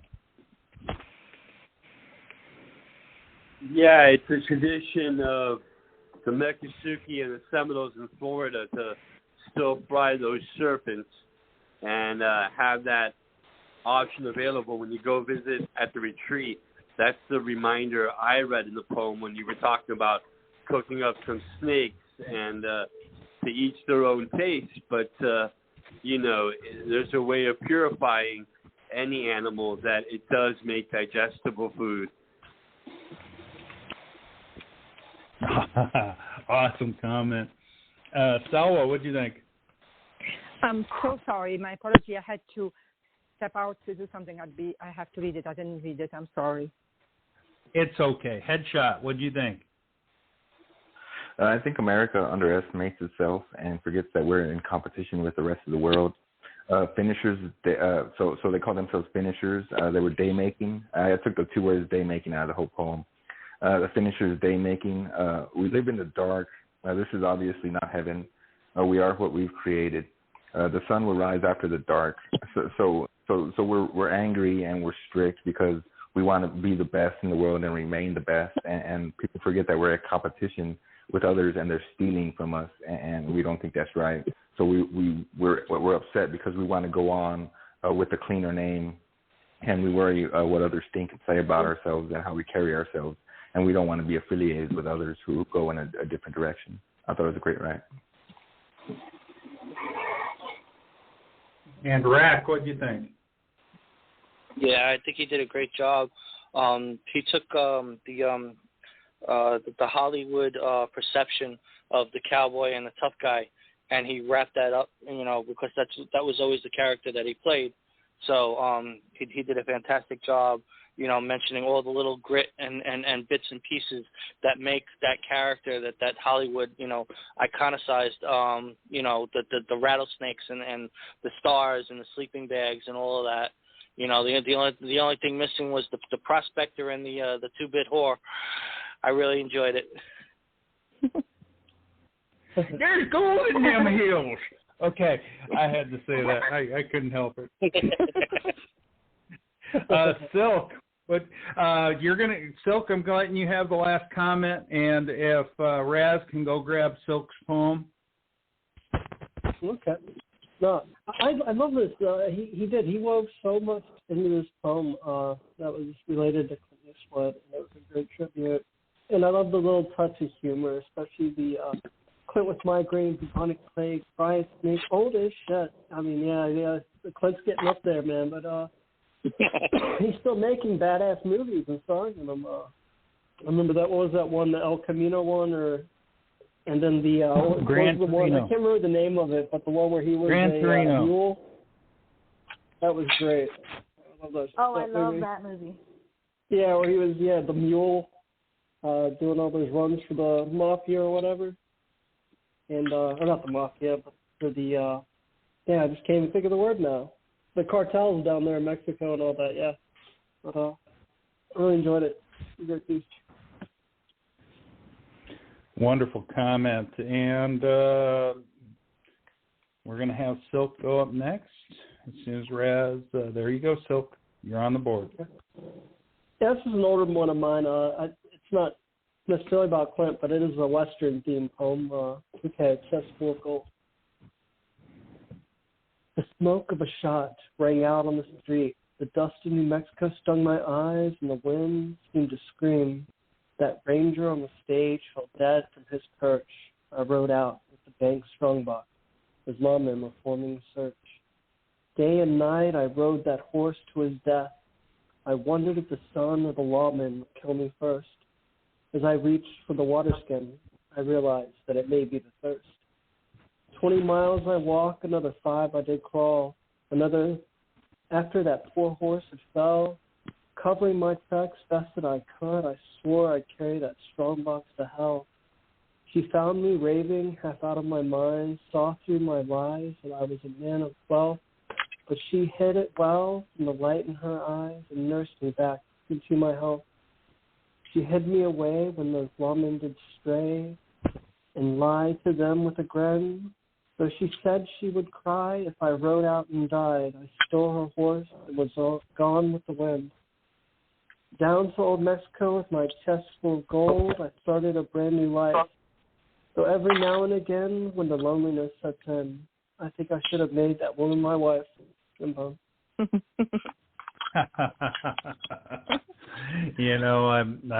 think of the song by Toby Keith, I Should Have Been a Cowboy, and that one, I never heard old Marshall Dillon say, Miss Kitty, have you ever thought about running away, settling down and marrying me? That wasn't the cowboy way back then. That wasn't those characters would always be the ones that strayed, the ones that always went their way and never settled down, and that's kind of what how they were and what they did. And I think you captured that well in the last few lines. Though every now and again, when the loneliness sets in, I think I should have made that woman my wife. Yeah, that's who they were. That's what they were about. That's what you captured that well, and that's the way that I see that time period. Let me get some comments for you, and I will start with Rack. Rack, what do you think? Yeah, to me, that had a very Young Guns feel to it. I really enjoyed the whole scenario that you set up, and that last line was the last two lines were gorgeous because you the way that you say it, the wording itself to me, it kind of emphasizes that fact that it was a fleeting thought. You knew it sounded like it felt like it could be the right choice, but it's not for me. The whole thing kind of emphasized that. It was a great write. Well, thanks, Rick. And let me get a comment next from Selwa. Selwa, what do you think? And it is actually funny to another funny one, but even though it has just, we have a wanted with us, why you say it? Loose? One, I don't know how to say it right.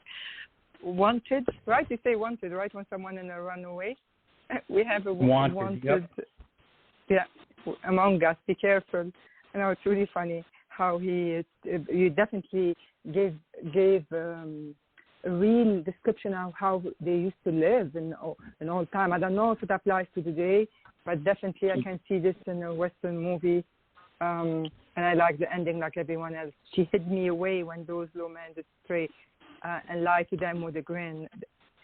So she said she would cry. It's just, there is like this almost like innocence that you show that they have, the woman too. And it's a great poem. Sorry, I'm losing my concentration. I think I should go because we've been up since 5 o'clock in this morning. I really am. So You've been smoking that wacky tobacco.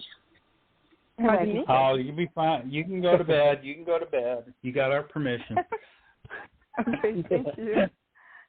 Good night. Thank you for calling. Headshot. Bye, Sal. Good night. Good night, Sal. Yeah. Good night, Sal. So chest full of gold. People used to have to carry around their money with them. They didn't have vehicles or you didn't have the union. This is when everything started up. So you just have to run around with your money and have to protect it. And then when you meet a good woman, I guess you settle down, like he says. I'm pretty sure it was up there. I don't know if it was their choice or the numbers were obviously different back then. But I can't even imagine how difficult it was to struggle. There was no corner stores or anything like that, so you have to basically live off the land for the most part. I thought it was a great ride. Another thing about that time period. Back then, I remember when they when they actually started doing paper money, that was a huge upset back then because people didn't trust it at first, I think, and everyone had their gold and their silver and all that, and Yeah, the whole thing about that time period is no one trusted the banks either because the banks weren't guaranteed. They couldn't guarantee the money, and so that they would put all their money in like mason jars and hide them, bury them in their yard, and put them in the floorboards and in the walls and wherever they could find place for them. That's where they would hide it, and and there are still people to this day finding money when they do reconstructions on their old houses. They're finding stuff that in the floorboards, in the walls, and in the secret places within their house, or they're finding it buried out in their yard, in the ponds in their yard, stuff, places like that. So it did exist back then, and I think that is a cool aspect of it. Razz, what do you think? Yeah, this reminded me a bit of the song that brings up the lyric, riding in the desert with a horse without name, what became of that horse, how it died while this cowboy was struggling out in the West. I imagine that was another frequent problem. They would just pass away and you'd be out in the middle of nowhere with nothing else but your own twosome to carry you over the next horizon. In a ride to the desert on a horse with no name. Yeah. Okay. Now you got that song into my head. Thanks. Boo, you get the last say. And Razz, if you can go grab Casey Day's poem. Boo, what do you think? To me, this is just a good woman right here. You know what I mean? I mean, he meets her. She nurses him back to health. You know, she gives him some, like, motivation and stuff. And then he goes about and he's dirty dog, steals her horse and takes away, uses her and takes away, you know, everything that she did for him. I stole her horse and I was gone with the wind. I think it's a great storytelling too there. And then down to Mexico he runs away, but he's still thinking of her, even though all the time has gone by, and he wishes he would have married her, because she is a good woman, straight up, you know, strong woman, and that's good to see, you know, and it's, we got a little love vibe there, and a lesson, I guess, too, there, too, for us. Love fools. Yeah, to go with the villain. And, yeah, that was really cute and really different for you, I think, and you did a good job. This is 3 years old, so, yeah, that makes sense. Yeah, nice wow, yeah. All right. Next up, we're going to have Boo. Boo, I'm putting you to work. Casey Day is one of the newest members of La Cosa Nostra, and Boo, you get to read her. Okay. American Spirit. She reminded me of a town I used to roam. Her eyes, come and get me eyes, took me back home. The curve of her hips was like an old dirt road. Her hair, it swayed in ocean-like curls, but the way she danced, the way she twirled, that's how I knew she was an American girl. Her clothes were worn out, her secrets behind her smile. She laughed, she sang, she played like a child. She was born, oh yes, she was born to be wild. I held on too tight, tried to make her stay. She kisses me goodnight before she ran away. God makes them different in the U.S. of A. And poem, holla! Damn right. American woman, stay away from me. No. Oh yeah, this is great. This is a wonderful, empowering, and there's so much love in it. And yeah, I can see the kind of the patriotism in that, and kind of the fire and spunk in it as well. Absolutely wonderful. Headshot. What do you think of this? Oh, what comes to mind is you go out to a club and women get all beautiful and get dressed up, and they expect you to treat them that way the rest of the relationship when you both just get dressed up for one night. I don't know. That's just what came to mind. Yeah, the about how America makes women differently over here. I can't tell you. I guess we should feel special for making the greatest women alive, I suppose. There you go, Rack. Yeah, there's a definite sense of pride in being in the type of women that are in the States here. Just the descriptions alone, you could tell there's a sense of almost reverence, I thought, to the description of the hair and everything. Very, I should say admiration more than reverence, but it was just very mindful of all the westerns and things, and even Hollywood. They kind of really gave the lousy, the dirt and the dust to the women's roles. They were whores, they were barmaids, they got spat on, they weren't thought of, they got left behind. It's always I gotta roam, I gotta go play my poker, and then the guy defending the woman's honor, even then, she always was kind of a side thought and never really a main character, and that this kind of brought the woman to the forefront. So I enjoyed it for that. And she's packing heat, Rack. And Razz, what do you think? Yeah, they only make the best in the U.S. of A.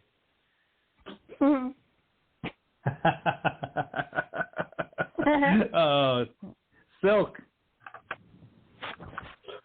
Yeah, I really dug this, and I love that American, that all-American vibe. that she really wove into this whole piece of this down-home American girl, threw in a little bit of grit, a little bit of sexiness, sass, and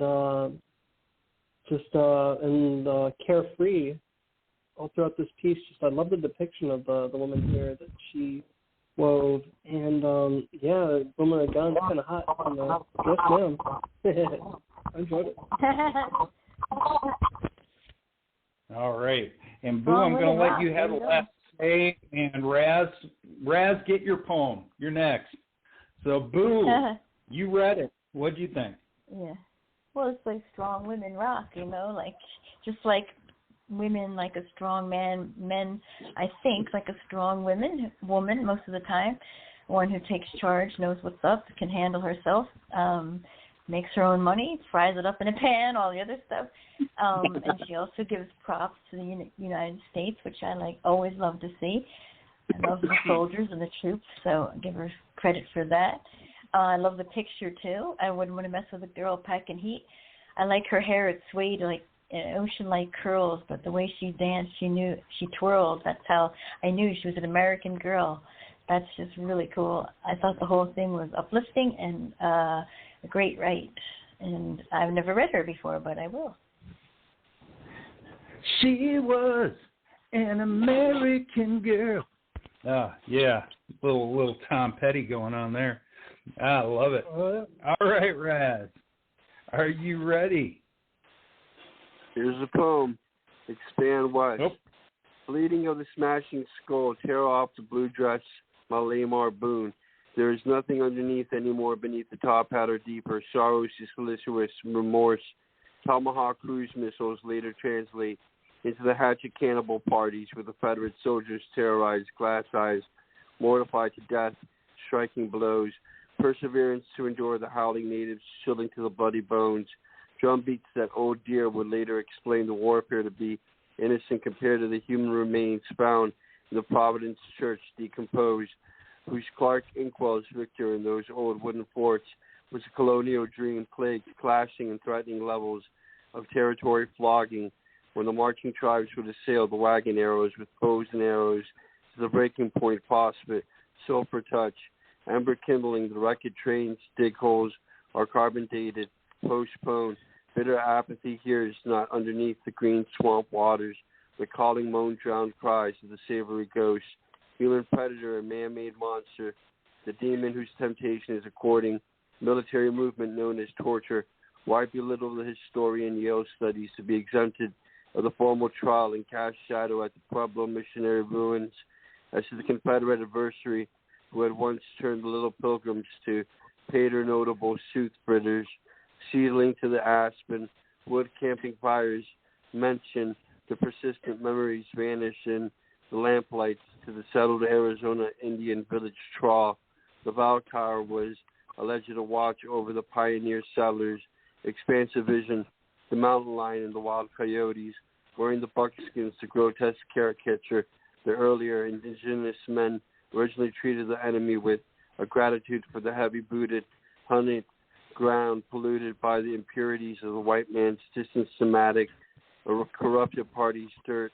The jet black furrows are flying over the torn to shred prairie, Western explorers' counterpart, desecration, and El Dorado, the mirage which, in the distortions of picturing historical moments, a pronounced bushel ensconced a clear image to the fearful lying by Green River, Indian savage and Confederate soldier, perversions of mortal languages to underestimate those days' fierce and consequential battles, even a date without the remains ever found, the dead are remembered. And poem. I think this is absolutely a brilliant poem, mainly because of the fact that every single war that has been fought has had its atrocities. And there are certain languages and certain words and certain descriptions that are used to paint their own, whoever's reporting on it, whoever the historian is, that will put the positive light onto their side and the negative light onto the other side. I think that is a very powerful Indian savage and Federate soldiers. And there you go. That's kind of it right there. I think one of the most telling things I have ever seen or ever read was a history book from 1904, I believe it was, and it was talking about the Spanish-American War. And it wasn't necessarily talking about how, the Americans were always positive, always right, and always this great bunch of people and everything. When a leader messed up or ran away, they called him a coward in a history book. When have you heard the last time an American general during a military engagement be called a coward, or an admiral of the Navy get called a coward? I think that the history in itself has been changed to a certain degree to an opinion rather than the historical facts of what happened in itself. And I think that is powerful in your piece right there, Raz. Excellent job. Excellent. Before I comment, I want to go ahead. Not actually happen. I want to say, before we get into comments, hello to Dash Pat, who's listening in. Glad that she is able to join us out in Radioland, which is pretty damn awesome. Hey, and let me get a comment from Rack. Rack, what do you think about that? Yeah, I agree. I really enjoyed that, Raz. When you said tomahawk missiles, I had a big-ass grin on my face.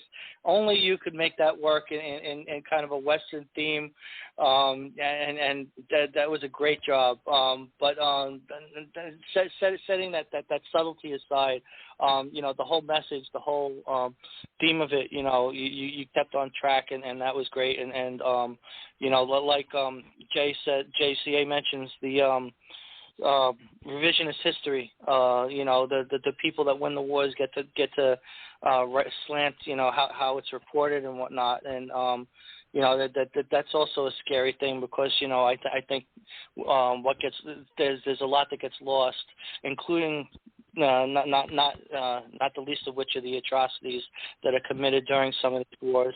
But yeah, you did an amazing job, putting a magnifying glass on some of that and talking about it like you normally do. Really enjoyed it, Raz. Thanks, Rack. Yeah, it goes both ways. There were all the atrocities you're told Indians did to those who were the pioneers, but it was also vice versa. Yeah. I agree. Headshot, what do you think? It reminds me of the lawyer changing the wording after the judge ruling. Things get passed along as it changes, it gets distorted as you pass it along. And obviously the winners are going to tell it how they want to tell it, and the losers should be dead, so no one's there to argue with them. It reminds me of it goes back ages, how they say young boys are fighting wars while old men are waging them, or however they say it. I thought this was a great write. Thanks, Scott. And Silk, what do you think? Yeah, I thought this was a very descriptive piece. It read like a story all the way through, and I really enjoyed that. But yeah, you also portrayed a lot of the injustices that went on. I think on both sides too. I think, and plus also down here we were talking about perversions of mortal languages to underestimate those days of fierce and consequential battles. I think a lot of things happened back then too. A lot of bad things happened just because of a language gap and being unable to understand one another, or just being been able to understand differences in two people's cultures or whatever. And I thought this was just very, very right. Great comment. Boo, what do you think? Okay. I see a couple of things. Maybe atrocity that was especially in historians, how they changed history. I know that they did that, but I didn't know to what extent. But it favors one side over the other, so we don't really know what's truth and what's fact. Bitter apathy here is not underneath the green swamp waters calling lone drowned cries of savory ghosts. I like that, human predator, man-made monster. Like, we believe some of the bullshit, and we believe what they tell us, and we believe other things they turned around that aren't really fact. And you always talk about that. You always question the facts and question what's real and what isn't. And I think that's a good thing. And you're always digging deeper and trying to find out the meaning and then sharing it with us. Those days, fierce battles, even date without remind. That's really good. And the dead are remembered. And I wonder how many things they actually really do get wrong that we believe. And so, I mean, that I've never thought about that before. So you just made me think about that and wonder too. So good job, guys. Thank you very much. Right. Next up, Silk. Can you go ahead and read this next one for us? Sure thing. I'll be honored. I'm off mute here.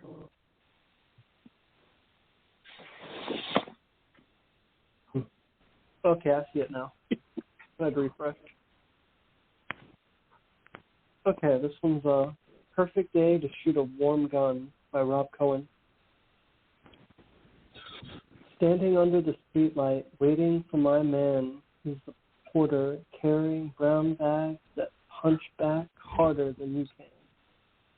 When I get my junk for sidewalk journey home, it becomes a track across the wall of China, and all I see is that still silver spoon above a candle guiding me along. On my floor bed mattress, brown bubbles burst to my delight, the only reprieve for my warm, undeprived life. It's better to burn out than to fade away, but on this perfect day I'll have my cake both ways. Sticky, sweet brown sugar tastes so good, yet the prick doesn't linger the same any longer. Pain returns in a come-down machine, dressed in train-spotted silent nights, while I'm sick to see the dragon I face at a requiem for my lost dreams. Oh, damn. Yeah, this is a powerful piece about addiction right here, and this is kind of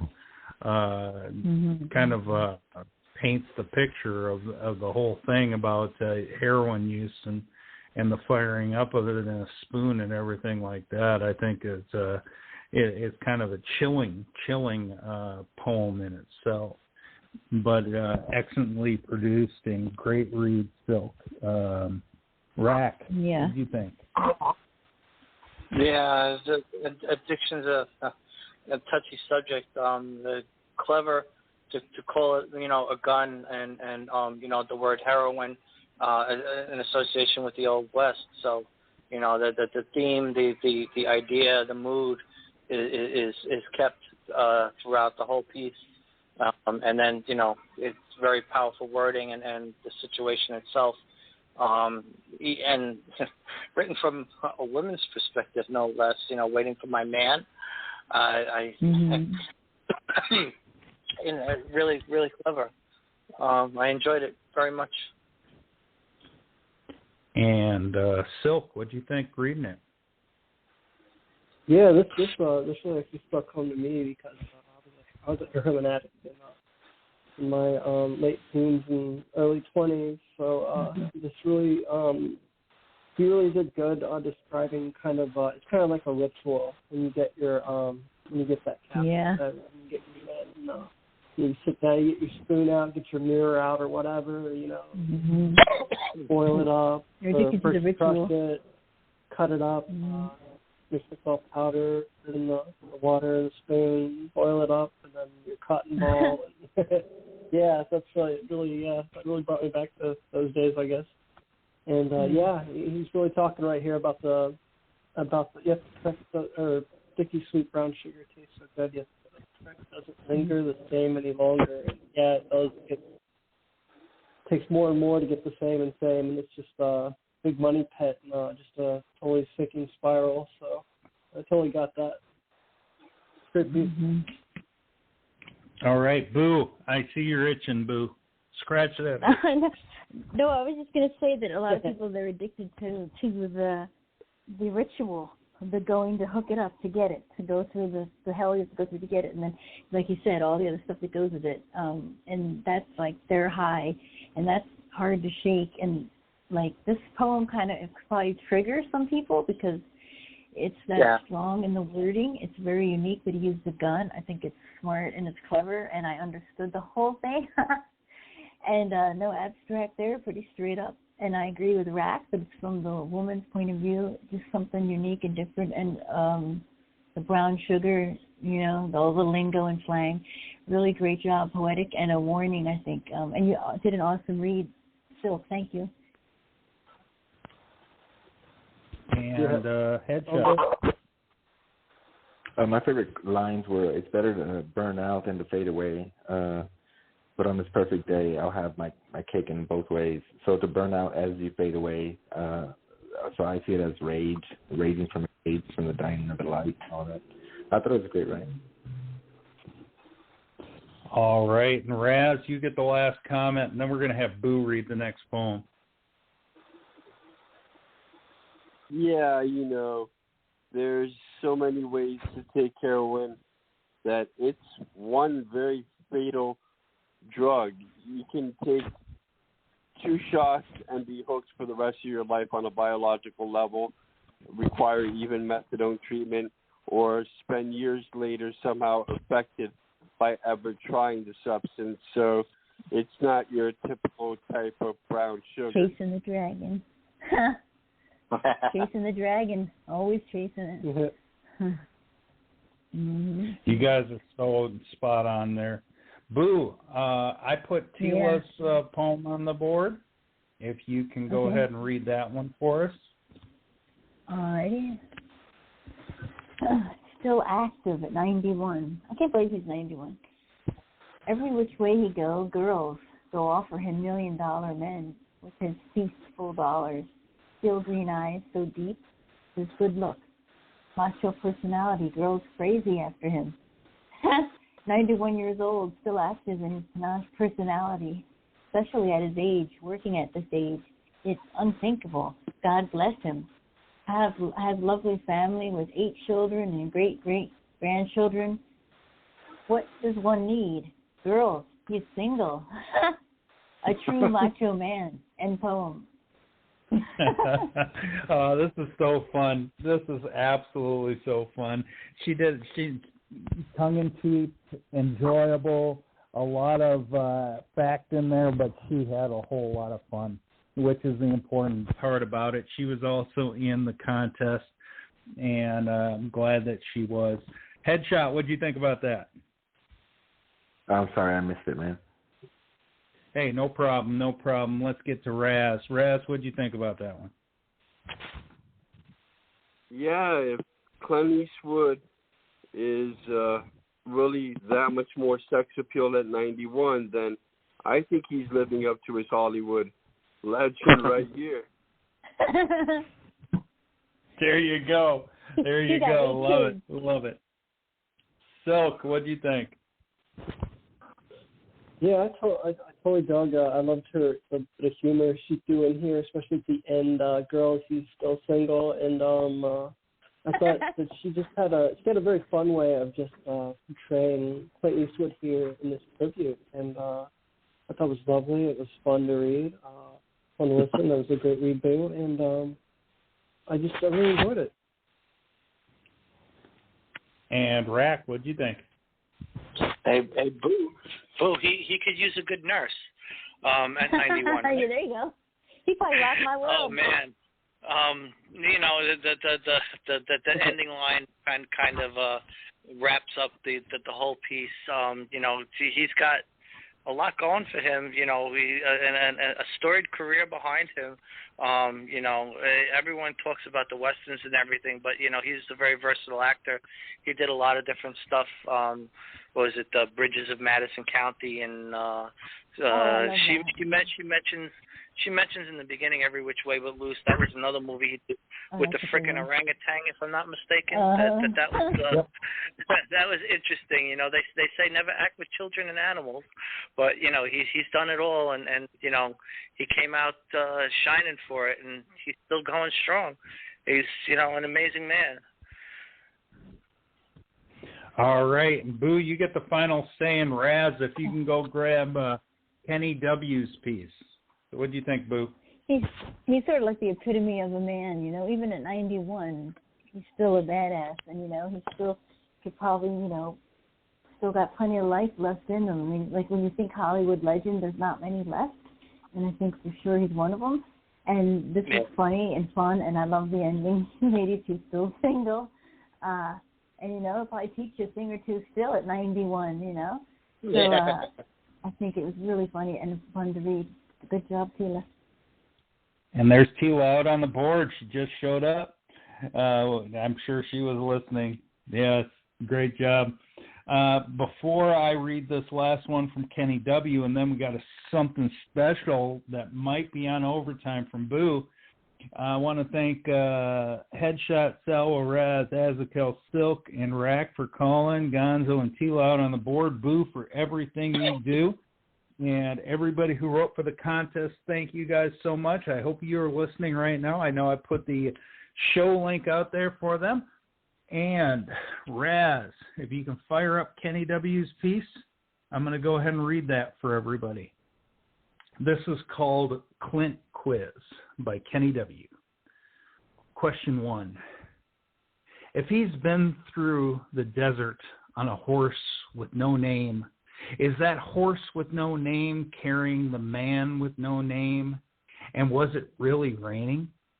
Question 2. Did Dirty Harry really know what that punk was thinking? Did he really lose count of the shots?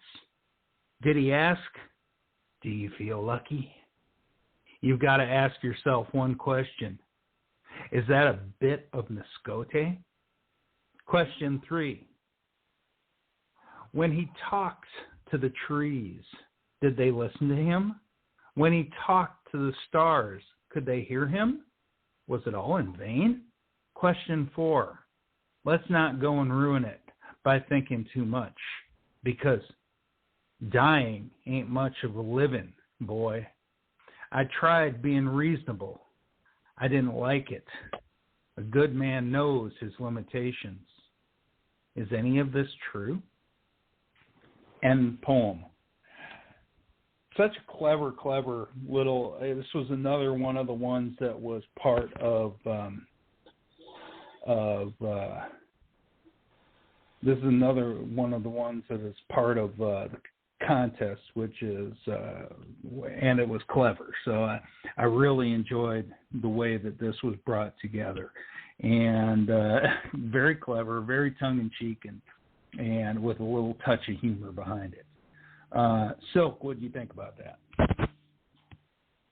Yeah, I enjoyed a little bit of humor too, and I love how he incorporated so many Clint Eastwood quotes throughout the whole piece here, especially in that last stanza. It was almost all Clint Eastwood quotes. Really came very well done, and I like how he set it up as kind of like a vignette but with questions instead of separation, sort of. Or, you know, question 1, question 2, question 3, question 4. And, yeah, just a great tribute to Clint Eastwood. I really enjoyed it. And, Rack, what do you think? It was a very clever piece. He definitely captured the attitude of most of the characters. The last line was from, I don't know which movie it was, but it's definitely one of my favorites about being reasonable. You know, that kind of sums up the attitude that he seems to be living, you know, even though it's from a movie. You know, you got to think that sometimes the writers take the actor's personality into mind when they write some of the stuff that they write, and you know, that makes it probably pretty easy to write for him because, you know, of his career and his personality. Great job. And Headshot, what do you think? I couldn't tell if they're actually asking the question, is any of this true, or are they trying to analyze a bit? I don't know. I just went with dying ain't much of living. It doesn't matter how well we're doing. It's never going to be good enough. We're supposed to be building heaven on earth, and instead we're just complaining because it's hell. I thought it was a great rant. And Raz, what do you think? Yeah, that last question, a good man knows his limitations. Is any of this true? It has me thinking this whole quiz is based on, do we understand movie trivia from thinking for ourselves? Is that what it's all coming to, modern day psychology, and trying to accept one aspect, the influences there are from all this mass media you absorb for decades upon decades, compared to sticking on a completely personal level.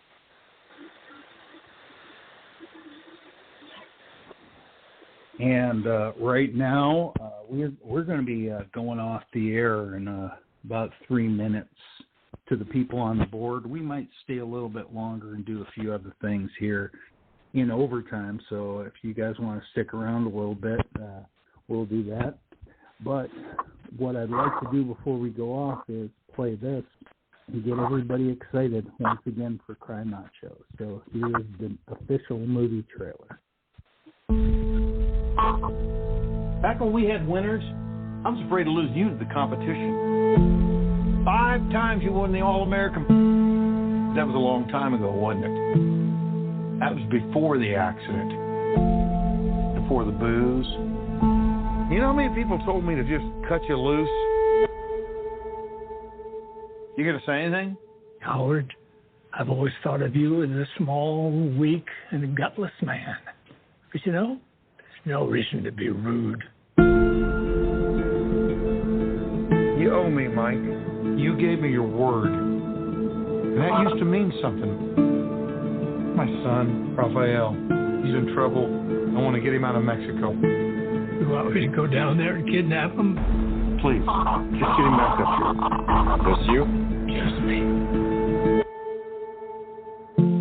Hey, Rafa, you can come out now. I'm a friend of the family. Touch me and I'll kick your ass, old man. Jesus Christ. Get in the back. We go and I tell you, okay?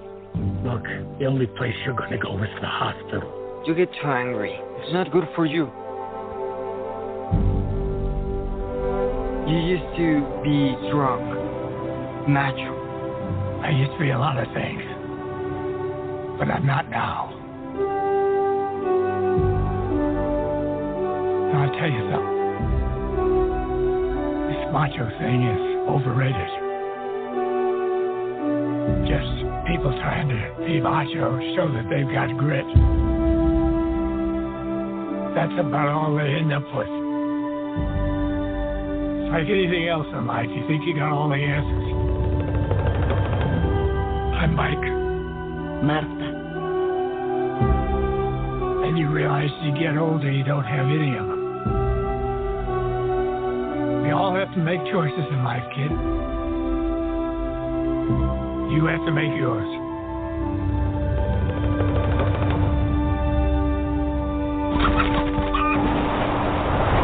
His name is Macho. Like me, very strong rooster. Whatever. What's wrong with that? Nothing. Guy wants to name this cock Macho. It's okay by me.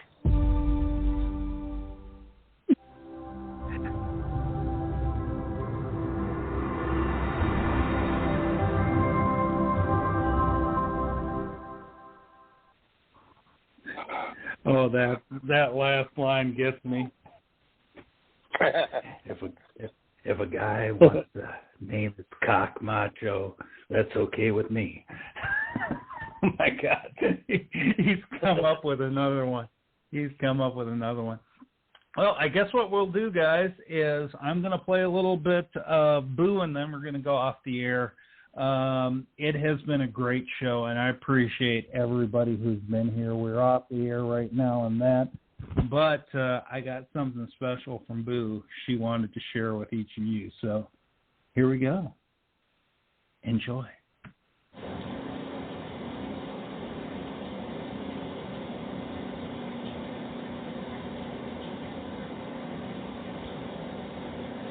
It takes a minute, Jay. Sorry, I have to scoot up.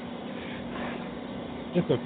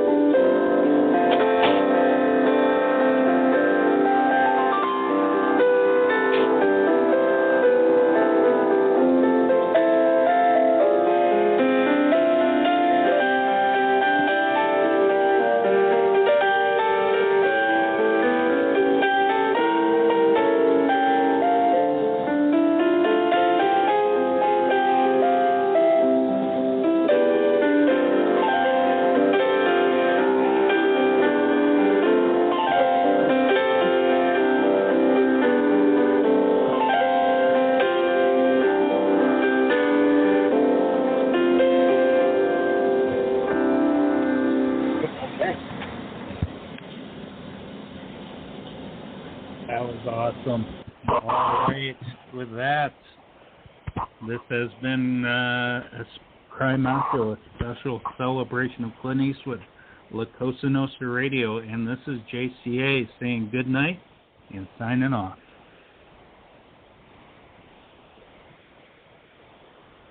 Good night, everybody.